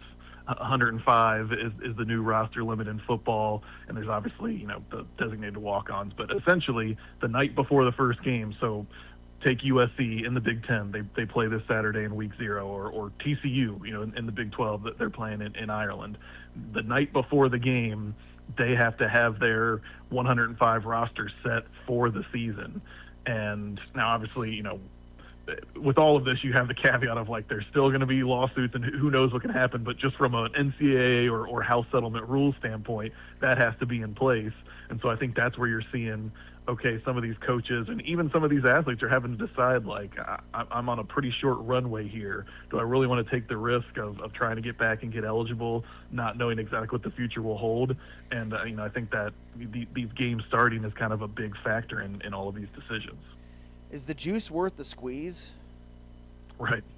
I mean, I think that's the question that you're getting here. Some of these players, look, we're talking about good college football players. If these are guys that, even if they're not going to make an NFL roster, if they're even in training camp fighting for a spot, that probably means that, for most college football teams, they could certainly find a spot. But you're talking about adding a player who, at this stage is probably not going to be a starter, right? So you're adding a rotational depth piece to your roster a week before the season starts. Okay, if you're Lane Kiffin and you coach some of these guys at Ole Miss, maybe you have a familiarity with them, maybe you trust them. I think in a lot of these cases, especially as these conferences are starting to put pressure, on their programs, on their coaches, I bet you're going to see a lot of coaches just say, like, look, this isn't worth it, of trying to figure out if we have a spot on the roster, of trying to figure out if we have some NIL rev share money to pass along. There's always going to be coaches that are looking to improve their roster any way they possibly can. Right. But you've seen some coaches, come out and say, like, I think Dan Lanning was one, Marcus Freeman was another, like, hey, this just isn't going to how we're going to do things. It's probably a case-by-case basis, but I think that question is what a lot of coaches are asking. I think a lot of them are probably finding out this week that the juice is not worth the squeeze.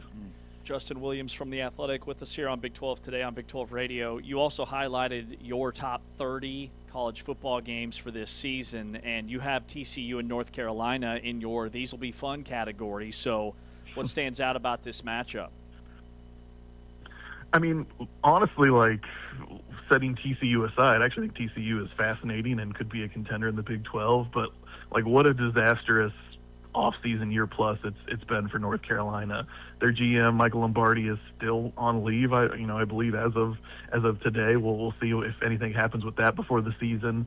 A lot of noise around Belichick, and, those Ireland games, we saw it last year with Kansas State. There's so many eyes on it just because it's the first game of the season and it's a marquee matchup. And then, people remember that game in Chapel Hill last year where Michael Jordan comes out, Mia Hamm comes out. I think North Carolina kind of had a good opening series, and people are thinking, like, wow, Belichick might really be onto something here. And then TCU just blows the doors off them the rest of the game. So I think people are going to be tuning in probably with, like, a little morbid curiosity on the North Carolina side. But I think this TCU team, I'm not sure exactly what they'll look like week one, but getting a quarterback like Craig out of the portal from the Ivy League that people probably aren't familiar with, but people in the industry are really high on. I think people might tune in, for the Belichick of it all, and then come away thinking, like, hey, this TCU squad could maybe make a little bit of noise in the Big 12. Yeah, somebody that covered Cincinnati, where do you think they are, and do you think that this is Satterfield's last year? I do think they're in a tough spot. They might have more depth, probably more experience this year, but they don't have some of that top-end talent. Like, for all the talk about Brendan Sorsby this offseason, really talented guy at quarterback. He was productive, and especially early in the season. They had a number of guys drafted. Cyrus Allen's, like, blowing it up at Chiefs camp, and, he set the record for single-season touchdowns for them last year. They had guys drafted on both sides of the ball, and so I think you lose some of that top-end talent. Now you're kind of hoping maybe you could moneyball it in the port a little bit. J.C. French, you're pulling out of the Sun Belt, who's a really experienced guy. Maybe he comes in and he actually does handle things well, and he's able to take advantage of a good offensive line, and they're able to run the ball. Satterfield's always had really efficient, productive offenses. They had a defensive coordinator change. They bring in Nate Woody on defense. I think they're going to be more aggressive, try and create more turnovers.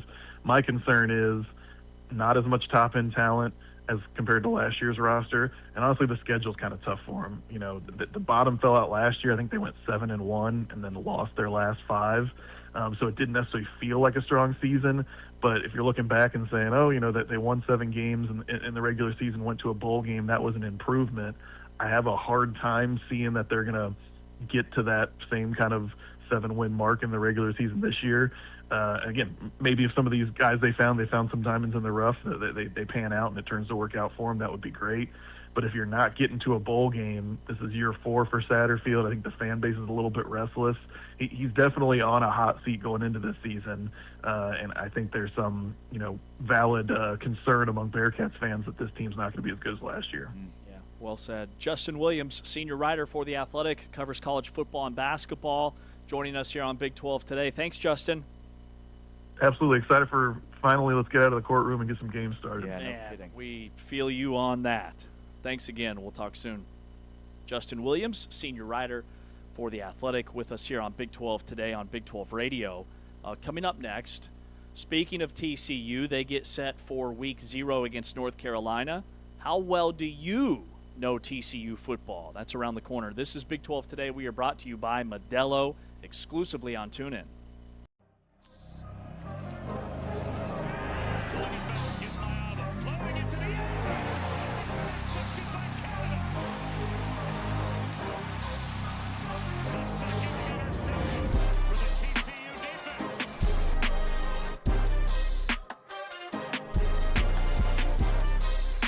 Shot the 45. Here's Greenwood to the perimeter with a first down.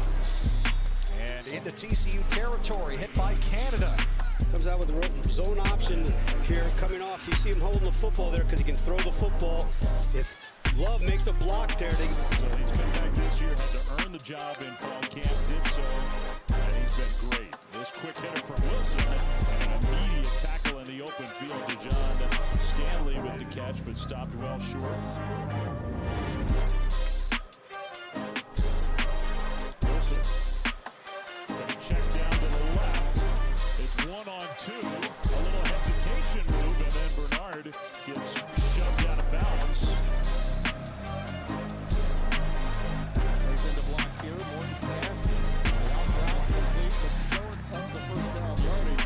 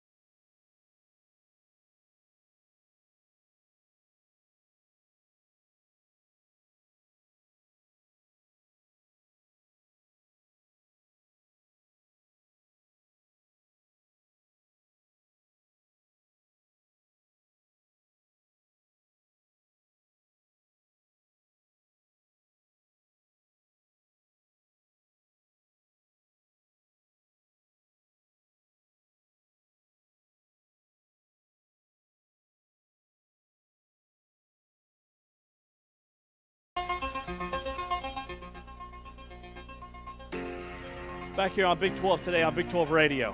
Scott Draper, the Chief Football Competition Officer, joins us live from Dublin. Coming up here in about 15 minutes with Ari Timken. I'm James Westling. Our wonderful producers, Taman Turner on the board, Anthony Smith behind the camera for Big 12 Studios, have launched this new series. We're a part of it. It's How Well Do You Know the Big 12?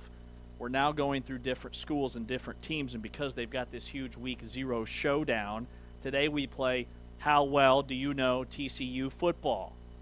Remember last week I got out to a commanding lead, and then Ari came storming back. It resulted in a tie. So T-Chains, what do you guys have for us today? All right, today we're doing, like you said, How Well Do You Know TCU Football? I think you guys will do well. Don't choke this time, James, if you have a commanding lead. I think Ari will do fine as well. But anyway, let's get started. Ari won the coin toss, so Ari's going to go first. Remember, it's make it, take it. So let's do it, guys. Let's have some fun. All right, question number 1. In what year did TCU play its first official season of college football?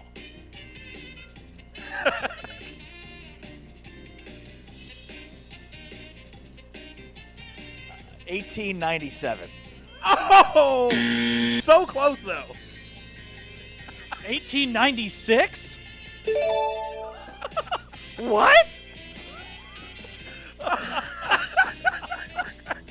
Oh my goodness. All right, so James has a 1-point lead. James, next question. John Stockton over here. It's karma. Just, I have hundreds of years to choose from, and I'm Call me 1 year off. Camping out in the paint, throwing it down. That's redemption for Bryce Simons last week. BJ! That's what keeps me up at night. BJ! I know. I cannot believe I pulled it just a year off. That was wild. All right. All right, you should know this answer. This is what the computer came up with. Question number 2. What is the name of TCU's home football stadium? Are you serious? Oh my goodness. Armon No. Carter Stadium. No. Amen. Amen. G. Carter Stadium. Man, I should get like 0.75 for that one. Yeah, Bryce Simons, Armand. Question number 3. In what year did Amon G. Carter Stadium open? What year, Ari? Let's say 1991. I think it's older than that. I'm going to go 1977. Nope, you were wrong. The answer is 1930. Okay. Next question. Had some upgrades. 1991. Next question. Who Go ahead. Who did TCU defeat in the 2011 Rose Bowl to cap off an undefeated season? Wisconsin. Nice. Good job, Ari. Ari has a 2-1 lead. Okay. Next question. What historic comeback did TCU pull off in the 2016 Alamo Bowl against Oregon after trailing 31-0 at halftime? Sorry, what's the question? What historic comeback did TCU pull off in the 2016 Alamo Bowl against Oregon after trailing 31-0 at halftime? I think he's asking the score. Yes. 37-31.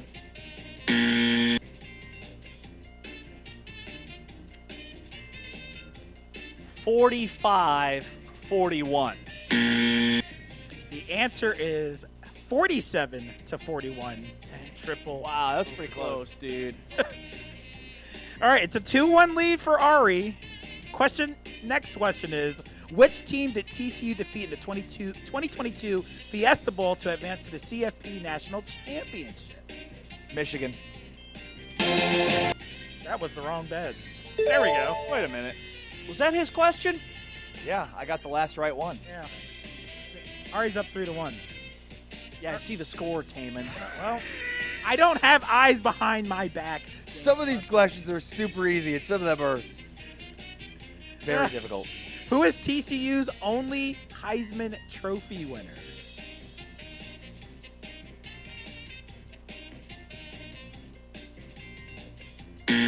You.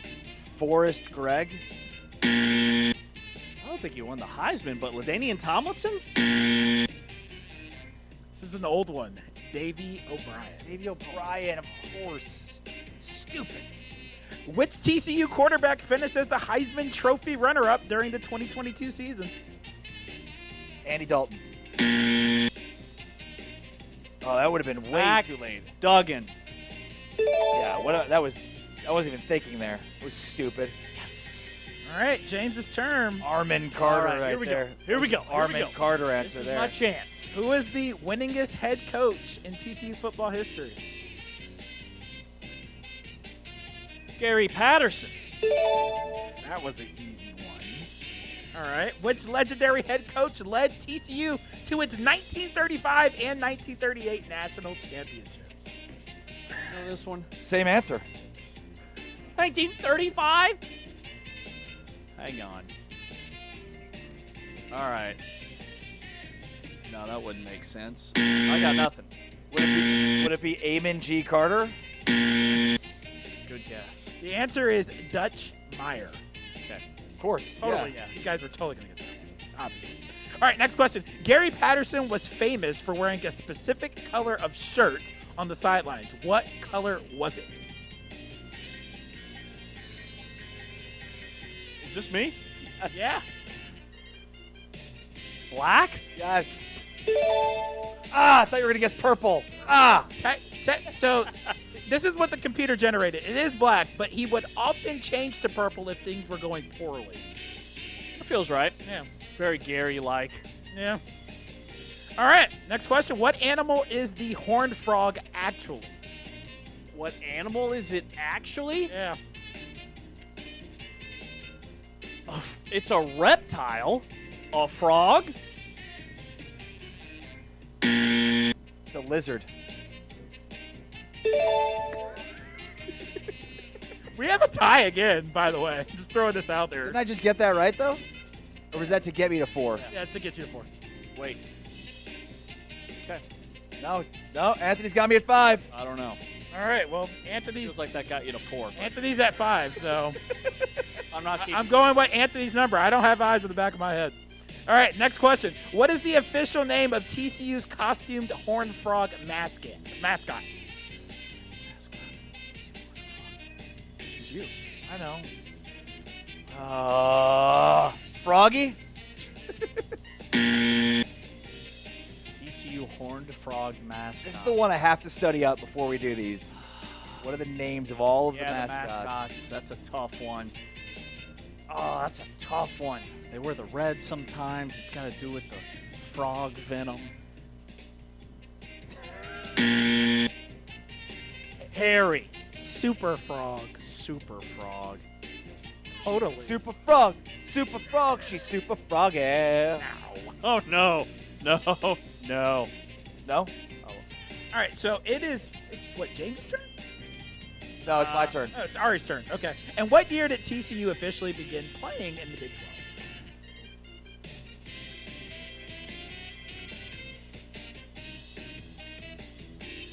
2012? Good job, Ari. Good job, Ari. Okay. Ari again. What TCU running back rushed for a then NCAA record 406 yards in a single game against Texas in 1999? LaDainian Tomlinson. Hey, I'm sorry, James. Way to land. All right. Which TCU defensive back was selected in the first round of the 2020 NFL Draft by the Minnesota Vikings? Jeff Gladney. Unfortunately, he's passed away. May he rest in peace. So you might not have known that answer had he not passed away in, I believe, a car accident in Dallas. Oh, wow. Terrible situation there. All right, next question is, which former TCU star wide receiver was drafted by the Philadelphia Eagles in 2020? Jalen Reagor. What more needs to be said? Jesus' frustration is palpable. Put that camera on that man's face. All right, which star TCU wide receiver was selected 21st overall in the 2023 NFL Draft by the Los Angeles Chargers? Quentin Johnston.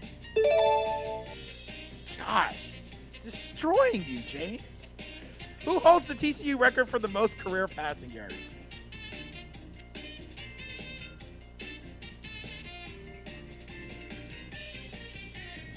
Is it Andy Dalton? Oh, I had a 50-50 shot here. Mr. Westling? Trayvon Boykin. Ooh, good. I'm back in the game, baby. My thought was Oh, we're out of questions. No, we have 2 more. I mean, yeah, you probably lost, but we have 2 more. You can make it at least more respectable. Who holds the TCU record for most career receptions? Receptions? Wait a minute. Career receptions? It's not right. Is it Quentin Johnson? Jalen Rager? No. Career receptions. Josh Doxson. Oh, Josh Doxson. Dotson. Good call. Yeah. All right, last one. That's all I got. Which Horned Frog kicker hit a game-winning walk-off field goal against Baylor in 2022 to keep TCU's undefeated regular season alive? It's your turn. It's me? Wait, Yeah. what year? 2022. Man, I remember this game. That was insane. Who'd they beat? Baylor. Remember they had no timeouts. They had to get the operations on the field really quickly. Man, I don't remember TCU's kicker from 2022. Just guess your guess. Jack Cantelli.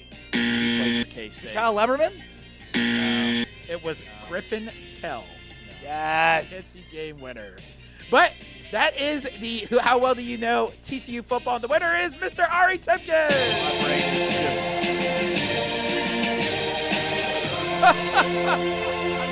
I've never seen him so happy. I'm just filled with rage. How much did you pay him this morning? Join us next week for our next edition.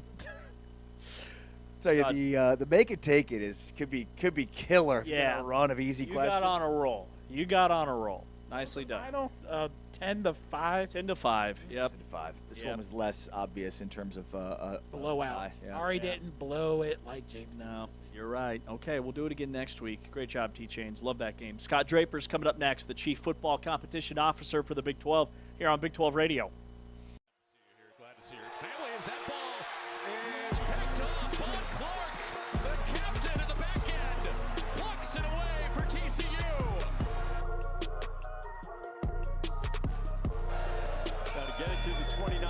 3rd down. Lopez to the outside, and it's intercepted. And it's going to be a walk-in touchdown for the veteran Bud Clark. His 12th career pick. Robertson, pressure inside, and he's dropped.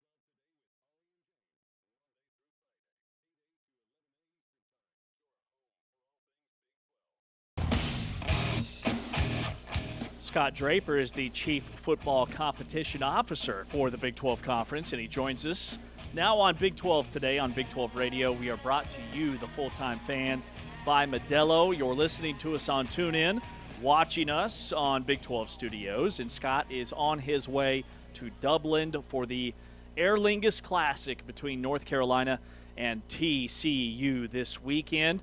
Scott, tell us about your journey and what are your expectations, hope, all of the things for once you get there.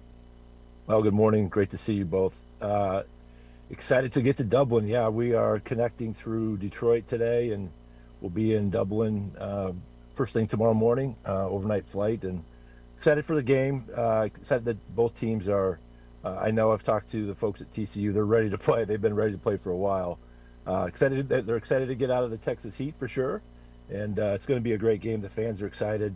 Lots of events in Dublin for us. We will attend as much as we can and do as much as we can to support TCU. And really excited for the game. I know Sonny and the team are ready, and it'll be a great game. Scott, you're originally from the Detroit area, aren't you? That's right. Yeah, I'm from just up the road here. Yeah, my son is actually a senior at the University of Michigan, and so I'm going to pop in and see him for a little bit and then head to the airport. Awesome. Yeah, I was going to ask if you still had family out there or if you're going to see any family. That's fantastic. Yeah. He's excited. He's going into his senior year, and he's looking forward to their football season, and it's going to be a great fall for everybody. So when you get over into Dublin, tell me what your responsibilities are. What are the things you have to do, and just kind of give us sort of a day in the life of what Scott Draper is doing in Dublin in preparation for this game. Yeah, when we land tomorrow, there's two events in the afternoon that we will be attending.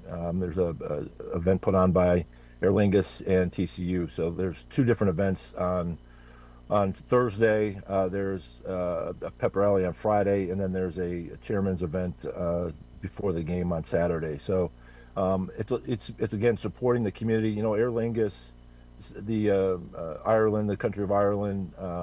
On location, the folks that put this game on have been doing it for 11 years, and it's really, really a great opportunity for the student athletes, certainly, but they do a great job of promoting Dublin and Ireland, and so I'm looking forward to meeting all those folks. I've never been there, so I'm looking forward to meeting everybody, supporting their efforts, and continue to deliver a great experience for our student athletes. Well, Scott, in terms of the non-conference slate for the Big 12, this is a big one, and there are 13 games against Power 4 opponents in Notre Dame for the conference. So what would make the non-conference a success for the Big 12? What does that look like from your perspective? Great question. Yeah, so we start a really strong slate of games in weeks 0, 1, and 2, with the game obviously Saturday against North Carolina. But then we come back and follow it up with a Thursday game, Colorado at Georgia Tech, and then end up in really week 2 will be our benchmark for us. We've got a lot of great opportunities in week 2 against really good, strong opponents, playoff teams, and of course the game against Notre Dame in the middle of October. All of that means that we just have to continue to improve, but prove that we can play at the highest level in the non-conference. We've got a great league. We've got great football that will be played in conference, but we need to get some non-conference wins, and I expect our teams will be ready. I expect they will do that, and I'm looking forward to watching this game Saturday, and I'm absolutely looking forward to the Thursday night game in Atlanta with Georgia Tech and Colorado. And on that front, we've talked over the years about the perception issue with the Big 12, where resumes may be undermined or denigrated due to being in the Big 12, BYU in particular. Does the preseason AP poll give you a little bit of pause on that perception issue? Are there other factors that are now playing for the Big 12 positively from a perception issue standpoint?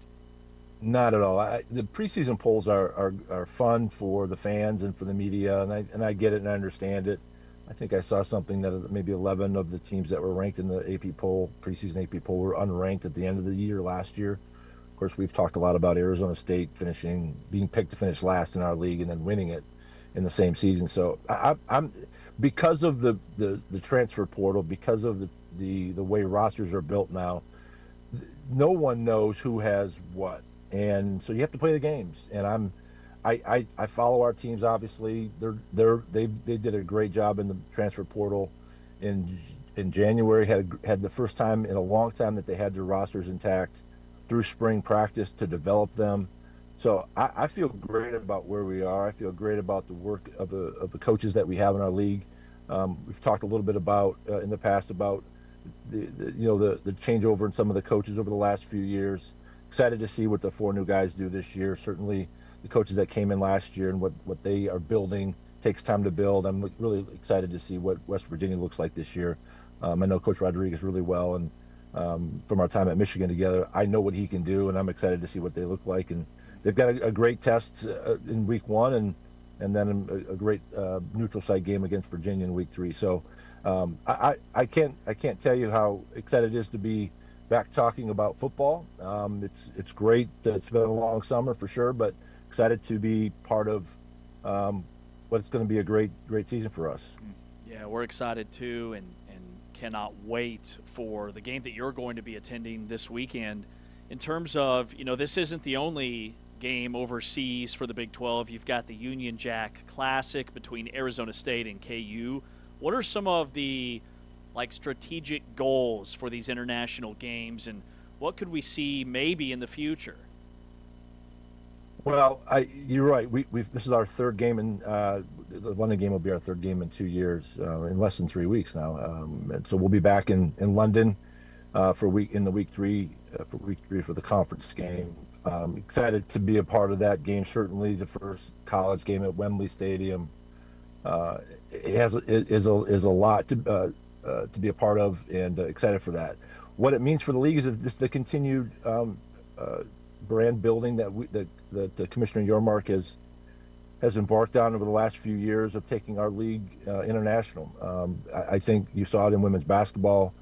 Of course, Arizona's overseas playing now as well, or it was this summer, I should say, in basketball. We've got the 2 games this year in football.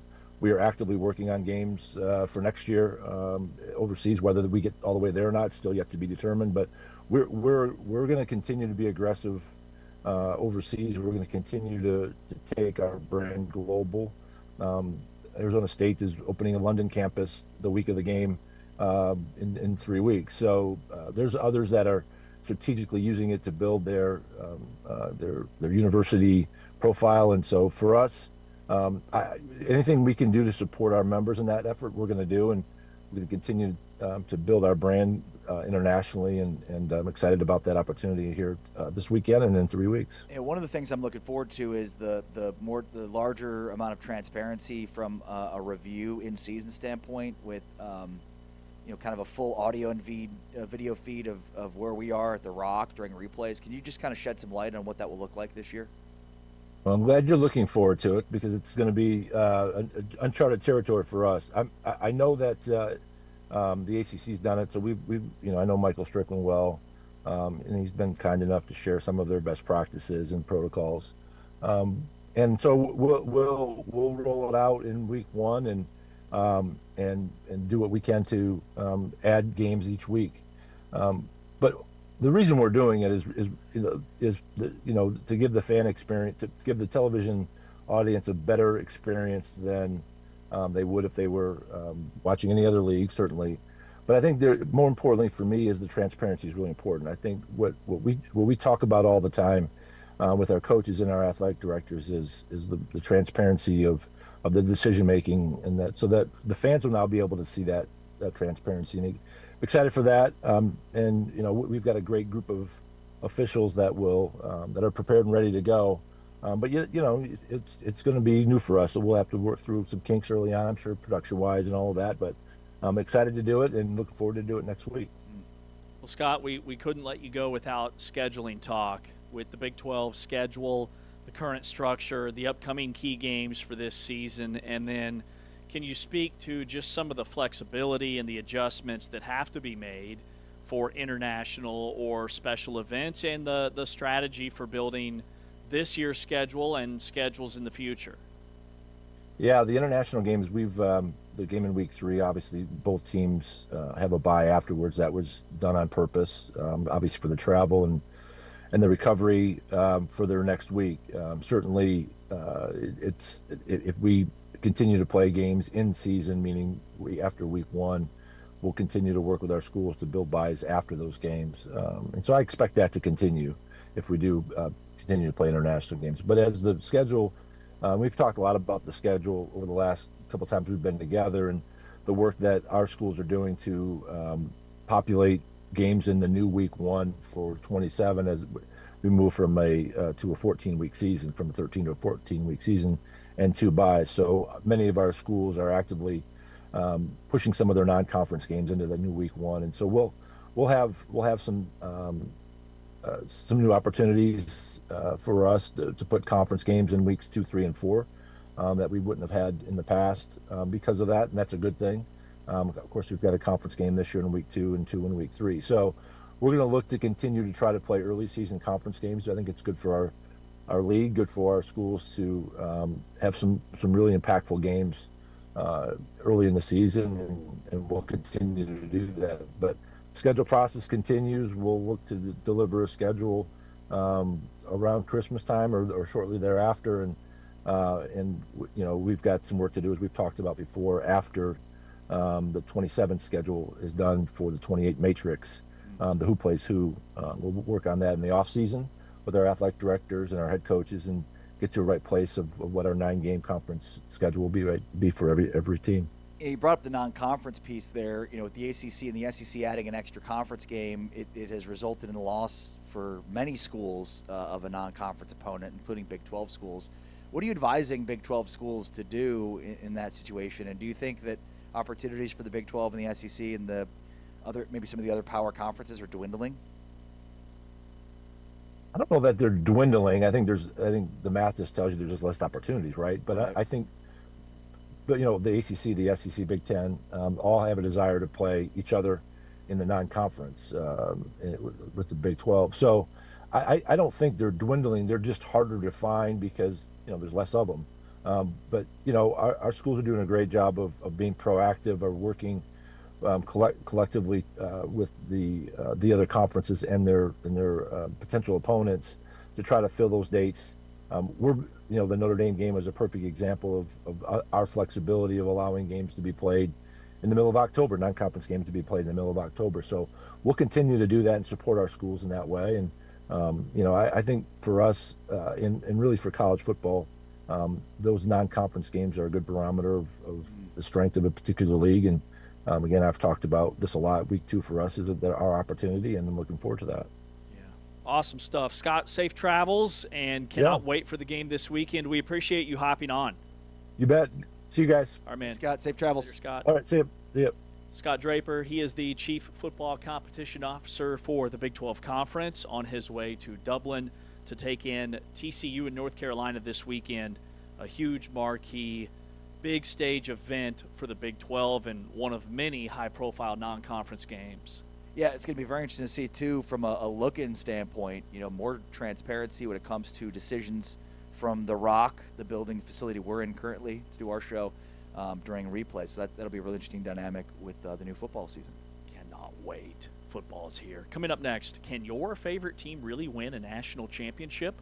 He's Ari, I'm James. This is Big 12 Radio, and we are brought to you by Modelo. Introduces himself to Scotty Fox in the backfield.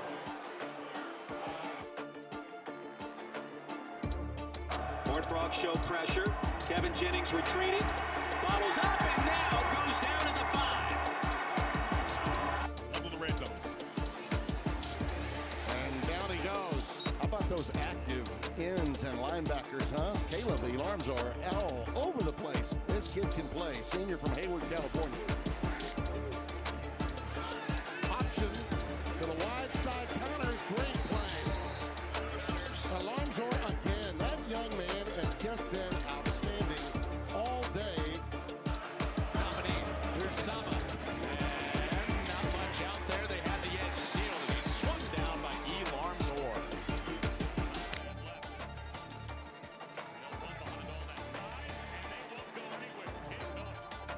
Down behind the line of scrimmage. Hard in the running back. Coming in from Westwood after 3 seasons, he learns 4. The tackle behind the line, the TFL.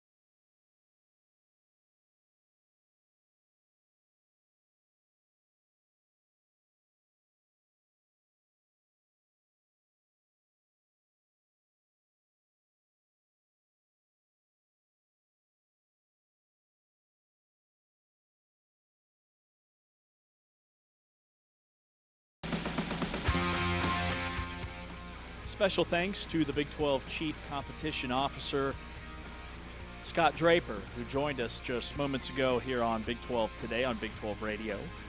Our Wednesday Power Hours start at 2 o'clock Eastern, 1 o'clock Central with Eddie Nunez, the athletic director at Houston. Then we'll have our countdown to kickoff Houston series. This afternoon, followed by at 3 Eastern, 2 o'clock Central, it's Texas Tech. And at 4 Eastern, 3 o'clock Central, it is BYU here on Big 12 Today on Big 12 Radio. Watching us on Big 12 Studios, we played a little How Well Do You Know TCU football. Are we past list season? I thought we established that already. It's game week. Yeah. List season? That is an exercise of futility throughout the offseason. This is the season. This is the season. But Chris Vanini, our buddy over at The Athletic, has his list of 138 teams. He has ranked them. But how about football version of... You know what the world needs is another ranking. That's what we need. We need another preseason ranking. What about a power ranking?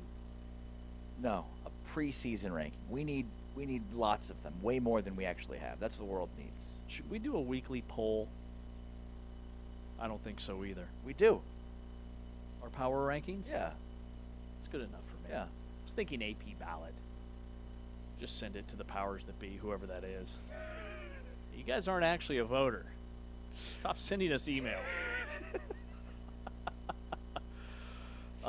What about the football version of the Trapezoid of Excellence? Refresh my memory. It doesn't exist. But the Trapezoid of Excellence is Ryan Hammer's college basketball thing that has predicted if you're in the Trapezoid, you're a national championship contender. And every year there are these lists. Hey, can your team win a national championship? Well, here's the football version. 5 rules that have been true for each of the 12 teams that have won the college football playoff and the title, dating all the way back to 2014. So if your school does all 5 of these things, you can win a natty. Okay. You want me to go through the exercises? The criteria? Yeah. The gates, yeah, if you will? the gates. Yeah. Thank you. All right. Could you hope to win the national title this year? Were you ranked in the preseason AP Top 20? If you say yes, you move on. Do you have a first-year head coach? If you say yes to that, you're out. If you don't have a first-year head coach, we move on to, does your head coach call the plays? Is he an offensive or defensive coordinator? If your coach does not, and you answer no to that question, you move on. Has your coach won one of these things? A New Year's Six Bowl, a conference title, or a playoff game in a previous playoff? If you say yes to those questions, you're still in it. And the last one, do you have at least 10 returning starters? If you say no, you're out. If you say yes, you're in. There are 7 teams that by these metrics and data over the last 12 years are the teams, one of these 7 will win the national championship. You buying it? Oh, yeah. 12 years in a row? Well, K-State is missing 2 of those, right? Yeah, Kansas State's not in the conversation. I know. I'm just saying, like, just off the top of my head, they have a first-year head coach who's an offensive play caller. So that out. I also don't think he's won any of those 3. Here's what it sounds like they did. With apologies to Big Ryan or whatever his name is. Assuredly, he is small. It feels like he took the 12 national champions and then figured out what the common denominator was amongst them and then went backwards. So the first one is, are you top 20 of the AP preseason poll? Correct. A year ago, Indiana would not have been in that. Indiana is the top 20. Previously, and if you recall, we did this already, it was top 6 in the preseason AP poll. So this was tailor-made for Indiana because a year ago we would say, well, Indiana can't win a national championship because they aren't preseason AP top 6. They're 19th. So the top 20 is as of 2025. Basically what this says is you got to be good in August. You got to keep your coach. Your coach let somebody else call the plays. And you got to bring most of your team back. Does that sound like a criteria to win a national championship? And be a team that's either won a title or a New Year's Six Bowl. So you've been close before. Yeah. 11 straight champions came for the preseason top 6, and then Indiana at 20. I also, it's important to note that it's only been 2 years of the 12-team playoff, so the majority of that sample is from a 4-team playoff. That's completely different, right? Like James Madison, Tulane, the group of 6 programs that we've seen over the last, Boise the year before, like they're in the dance now, so that gives them an opportunity, and they're not going to be preseason ranked in the AP Top 20. By the way, Larry Coker won a national championship at Miami in 2001 in his first year as the head coach. Nice. The one that does stand out is the play caller one, which is really interesting because Ryan Day called Ohio State's offensive plays until 2024, and then he gave those duties to Chip Kelly. Then that season ended with a national championship. So Ryan Day had not won a title as the play caller, gives up the play calling duties to Chip Kelly, wins a national title. Brian Hartline then takes over after Kelly leaves. Then Day took play calling back for their CFP opener against Miami this year because Hartline had taken the USF job, and Ohio State lost the quarterfinal. That one's more fun because it's like, oh, that one's kind of interesting. Yeah. Literally, Ryan Day gave it up and they won, and then he took it back and they lost. But yeah, I mean, I think this is a bunch of crap. It's fun and it's interesting to look at. It certainly, I think, identifies certain criteria. Like being ranked in the AP poll matters, it appears. Now, it matters until it doesn't, in the same way that it did last year. I think not having a first-year head coach is probably important in today's world, although I don't think that's a total given. It was year 2 for Signetti. Correct. Year 2 or year 3? 2. 2. I do agree with the play calling part of it, and it'll be interesting to see kind of, will Colin Klein evolve? Will he not? It doesn't seem to matter as much in the NFL, but in college you've got to do a lot more as a head coach. You've got to be a CEO coach. Now maybe there are coaches that can handle that and balance that. I think Eric Morris at Oklahoma State, Colin Klein at K-State, Rich Rodriguez at West Virginia. Just off the top of my head, trying to think through some of the other play callers within the Big 12. Most of them are offensive-minded play callers. Scott Frost call plays? Yeah, I think so. Well, I could be wrong about that one. That one I'm not sure about. Yeah.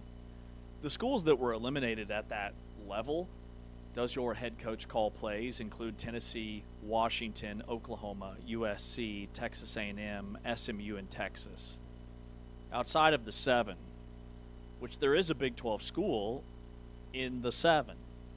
It's Oregon, Ohio State, Notre Dame, Miami, Indiana, Georgia, and Texas Tech. But the next 2 out are Alabama, because they don't have 10 returning starters, and BYU, because BYU hasn't won a conference title, a playoff game, or a New Year's Six bowl. I'd also add one more criteria or gate to this, and that would remove Ohio State, and that is, are you preseason number 1? Because only one preseason number 1 has won a national championship, and in this era that he's discussing, that would be in the 12-team or in the playoff era, the 4-team now 12-team playoff, no team that's been preseason number 1 has won the national championship. So Ohio State could probably be removed from that list too. There's probably a better case to be made for preseason number 1 team to finish the year outside of the top 20 or unranked altogether, because it was Penn State and Texas a season ago. Number 1 and number 2. But ultimately, I think this brings up kind of an important part of the dialogue, which is what are symptoms of success and what are products of success? And symptoms of success are things that go into having success. These are products of. Totally different, right? One of the things in sports that always happens is if your team is bad, you're probably going to have some internal fighting, right? There's probably going to be some fights. Right, so then that's a product of losing. And camaraderie and chemistry is a product of success. That's not to say it's not a symptom, because it starts off that way. You've got to establish that, but it can go one way or the other. If the team starts losing, suddenly that chemistry goes in the wrong direction. People start pointing fingers. There's fights that break out, and vice versa, the opposite way. When you're winning, it's more fun to be in the locker room. People are more excited. People are friendlier. Right? These are things that are products of it. They're not symptoms of it. They are the result of what happens when you win and lose. And I think that's important to distinguish the two. Some of these things are identified as being symptoms when they're actually products of, and vice versa. Mm-hmm. It's important to understand which are the symptoms, what lead to winning or losing, versus what are the results of winning and losing. Chris Vanini's preseason number 1 team is Indiana. You want to go back to the ranking, huh? That just stood out to me. that a team that was preseason number 6 in the AP Top 25, preseason number 1 according to their top college football writer for The Athletic. I don't know if that's a good thing or a bad thing if you're Indiana. Where's Texas Tech? Number 9, 3 spots higher than their preseason ranking. Closer to where Bill Connolly has him for the SP+. The two that I look at are the AP and the SP+. We just had Scott Draper on from the Big 12 who says that the preseason AP poll doesn't matter. I disagree. I think history suggests that it does. He's like, well, it's good for the media and for fans, but there's no real take from it. And it's like, well, if you look at history, there is. It's pretty significant. So I think knowing that the historical context behind the AP poll actually mattering when it comes to the playoff rankings and indications of that, and where you start, harder to work your way up when you're already in the system sort of thing. And then SP Plus is just an interesting analytical tool that over the years has proven to be pretty valuable. I look at those two, with all due respect to Chris Vanini. So when you look at this, could you hope to win the national title this year? Of the 5 criteria, which is the most BS? Is it your preseason ranking, or is it one of the others? Does your program have a first-year head coach? Does he call the plays? Have you won a conference title or a playoff game? And do you have 10 returning starters? Let's ask the question backwards. Do you think that a team that's outside the AP Top 25 could win a national championship?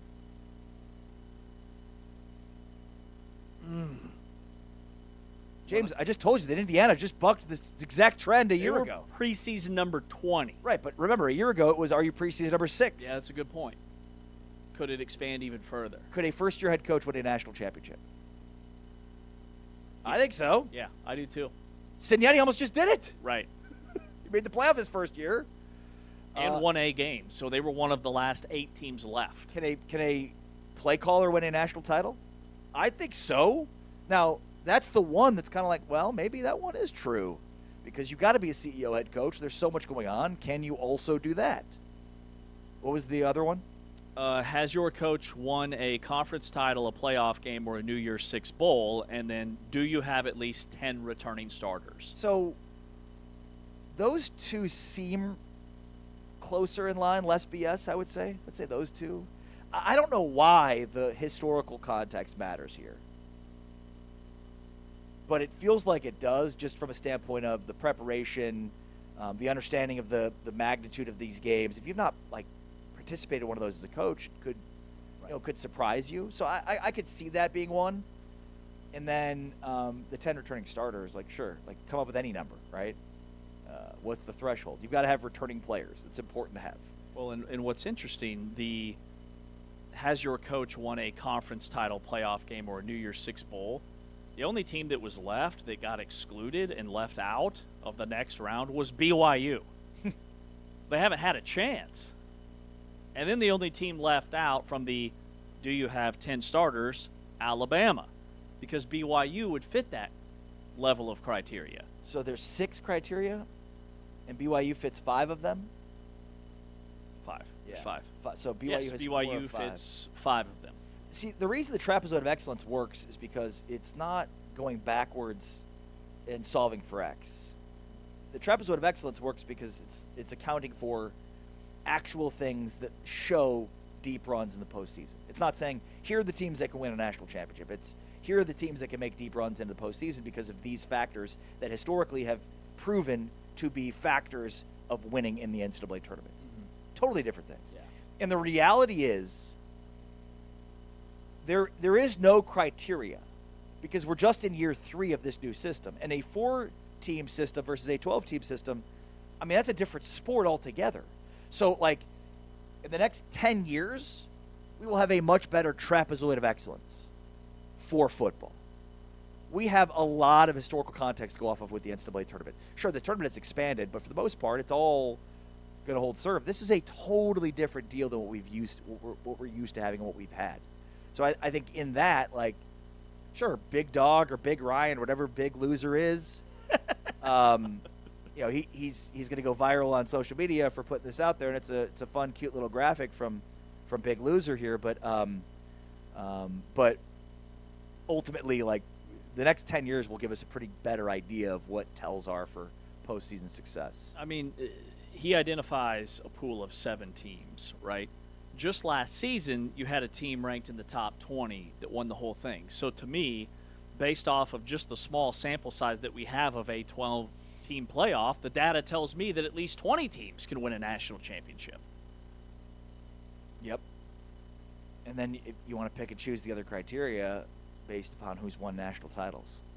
I mean, up until last year, the blue chip ratio was a much larger tell of who can win a national championship. Indiana bucked a couple of trends there that shows that, hey, throw any of the historical context out the window.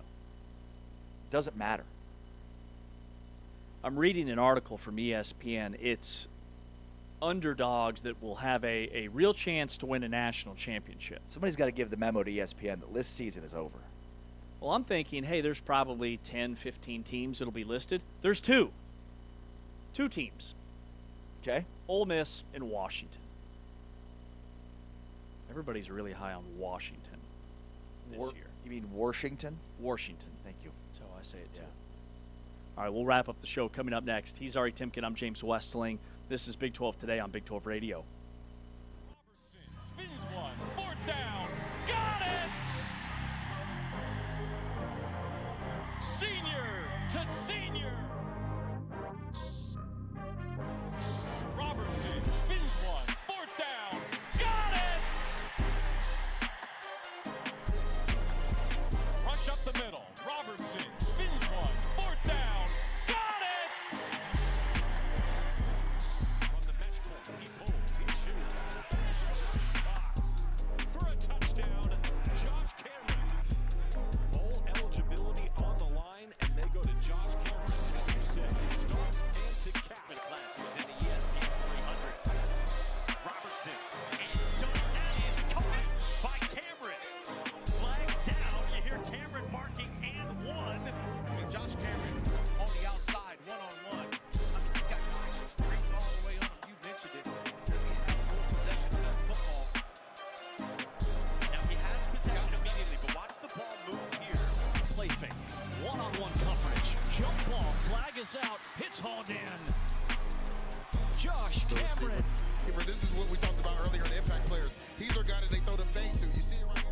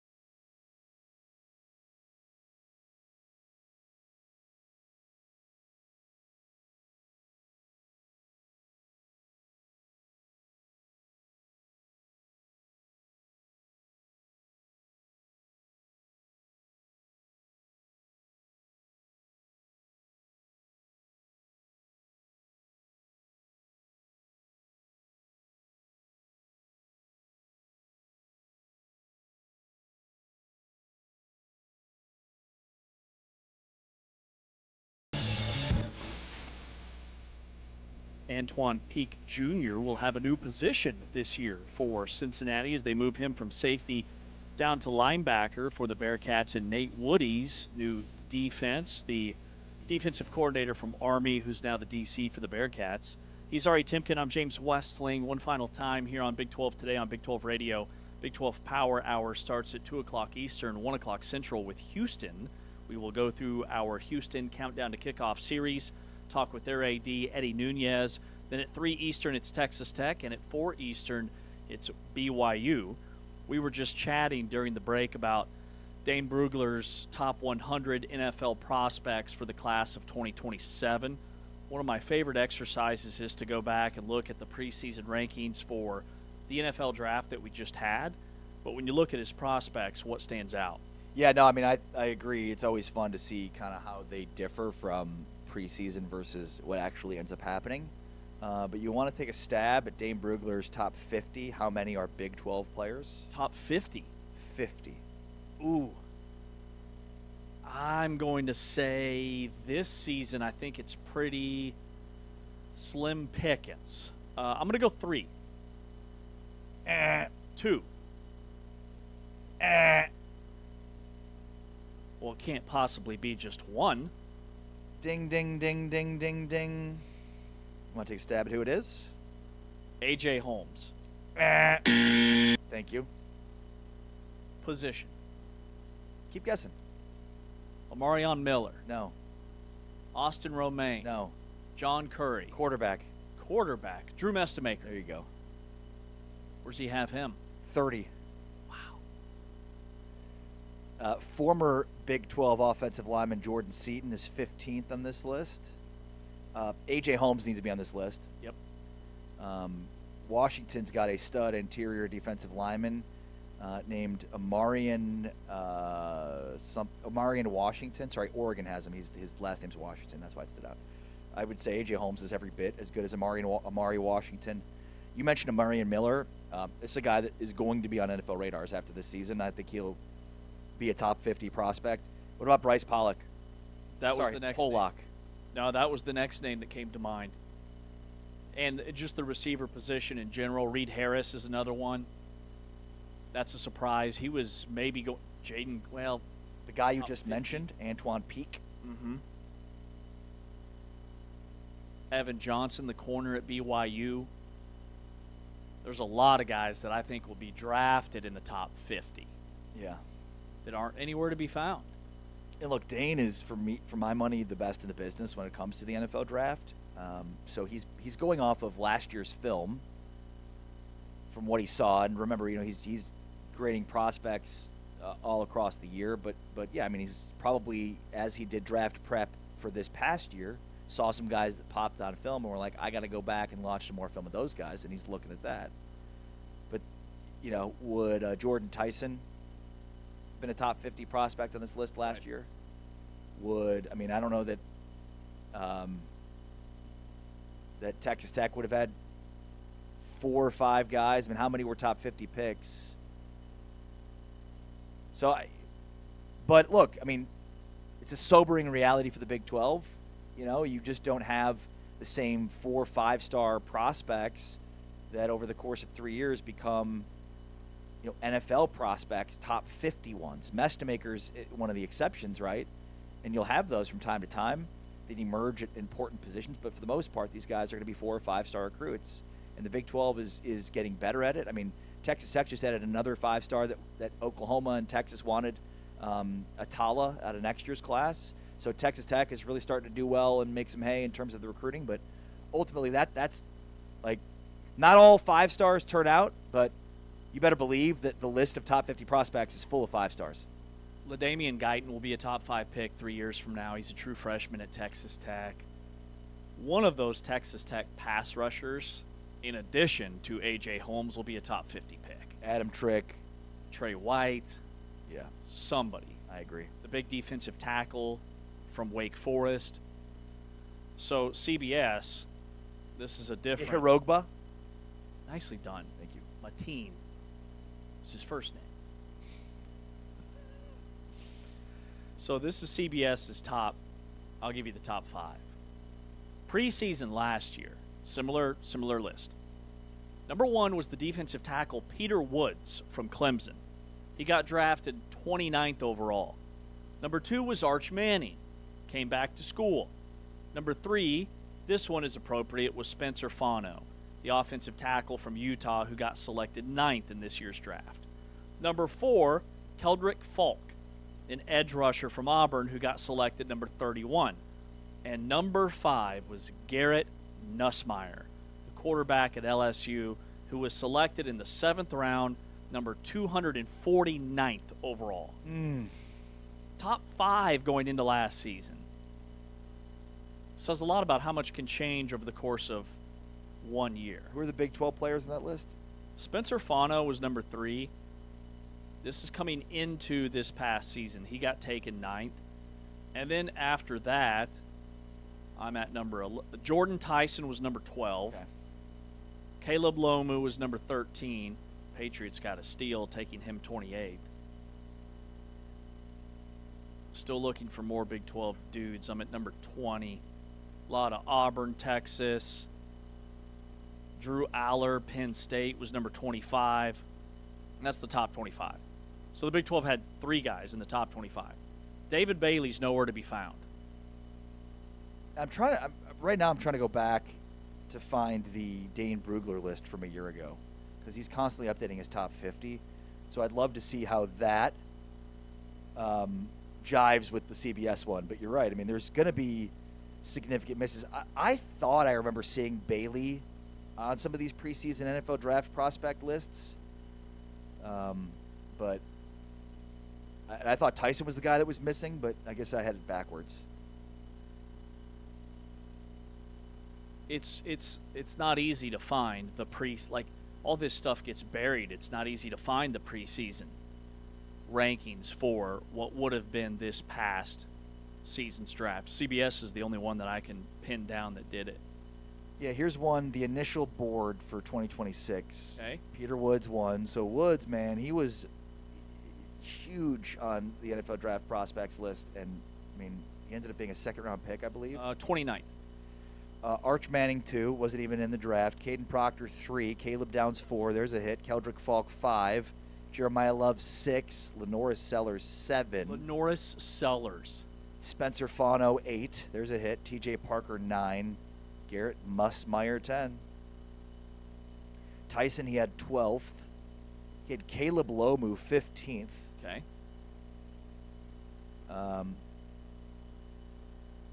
Fernando Mendoza was 20th, by the way. Which preseason was higher than I think a lot of guys had him. LT Overton, the defensive tackle from Alabama, was 23rd. He was a 5th-round pick of the Cowboys, 4th or 5th-round pick of the Cowboys. Drew Shelton, 26th on his list, also a late pick by the Cowboys and has not looked very good in camp. David Bailey, 29th. How many quarterbacks? I saw Drew Aller over there. I saw the Clemson quarterback. Quarterback is the position that last year it was wheels off. Lenoris Sellers was number 7 overall. You could argue DJ Lagway had a better season at Florida. Yeah, just out of the top 50, because this is an apples-to-apples comparison. The Big 12 has considerably more players on this top 50 list from a year ago than it does this year. So I don't know what that should mean for you from an optimistic standpoint. Spencer Fano, 1. Jordan Tyson, 2. Caleb Lomu, 3. Where are we at? David Bailey, 4. So already, Max Ahanator, he had 41st, so that's 5. 5, well, if you include Sam Levitt, it was 46th this list. 6 Big 12 players made this list a year ago. Only 1 this year. So, how many ended up being top 50 picks out of these 6? I don't think Lomu was a top 50 pick. Tyson and David Bailey and Spencer Fano all were, so 3 of 6. Caleb Lomu? Was he? Oh, yeah, he was a first-round pick. 28th overall, yeah, Patriots. So 4th. So the only 2 that were not, is that right? Oh, yeah, Ahanator was 2. So 5 of 6. The only one that wasn't was Sam Levitt. The quarterback's the only one that wasn't. Who's no longer in the league. Over under 5 top 50 picks for the Big 12 in the 2027 draft. I think about a push. I would probably say push. A.J. Holmes at Texas Tech, that's a lock to me. One of the receivers is a lock. There's too many Micah Hudson's another guy that could skyrocket, end up being a first-round pick. Howard Sampson at Texas Tech, if he cleans up the penalties, he's a top 50 pick. So, like, I look at the really premium positions, quarterback, I look at edge rushers, and I look at offensive linemen. Then I could find you 5 in the Big 12 that go in the first 2 rounds, essentially. And I would say that the most obvious glaring misses for these come at the quarterback position. I don't think Drew Mestemaker is going to be in the 2027 NFL draft. If he is, then things have gone very well for Oklahoma State. And remember, he signed a 2-year deal where he's making $3.5 million. Yeah, I mean, my guess is Oklahoma State is going to be a 6-7 win team this year, and then they are going to be favorites to win the Big 12 in 2027. And then he leaves to become the number 1 overall pick, assuming things go well. But, like, yeah, Lenora Sellers, I mean, just from a preseason standpoint, the quarterbacks are the biggest misses. Arch Manning, I mean, he had Fernando Mendoza 20th. So if we're looking at the quarterbacks from this year's preseason top 50, Arch Manning is 3rd. By the way, he was 2nd last year. Right. So he's moved down a spot. I'm going to guess Dante Moore's in the top 10. 6, good call. Then after that, C.J. Carr, I think, is a true sophomore. I'm not sure he can come out. Same with Julian Sayin. No, Carr is on this list. Okay. Mensah? Carr is 27th. That's 3. Mensah is also on this list. Good call. Trinidad Chambliss is 35th on this list. Lenora Sellers, once again, making an appearance on this list. Darian Mensah is 41st. And then I mentioned already that Drew Mestemaker was 30th. So we'll see. I mean, I think it's obvious this will be Arch Manning's last year at Texas. Yeah. Remember, a year ago, Trinidad Chambliss was on nobody's radar. Right. He's playing at Ferris State. Just always interesting to look at. Yeah, love that stuff. All right, let's get out of here. Coming up tomorrow, Chad Weiberg, the Oklahoma State Athletic Director, will join us on the program. For Ari Timken, for T-Chains on the audio, for Anthony Smith behind the camera, for our friends at Big 12 Studios, I'm James Westling. 8A to 11A each and every weekday. We're back tomorrow. This is the Big 12 Conference. This is a different league, and our show is brought to you by our friends at Modelo.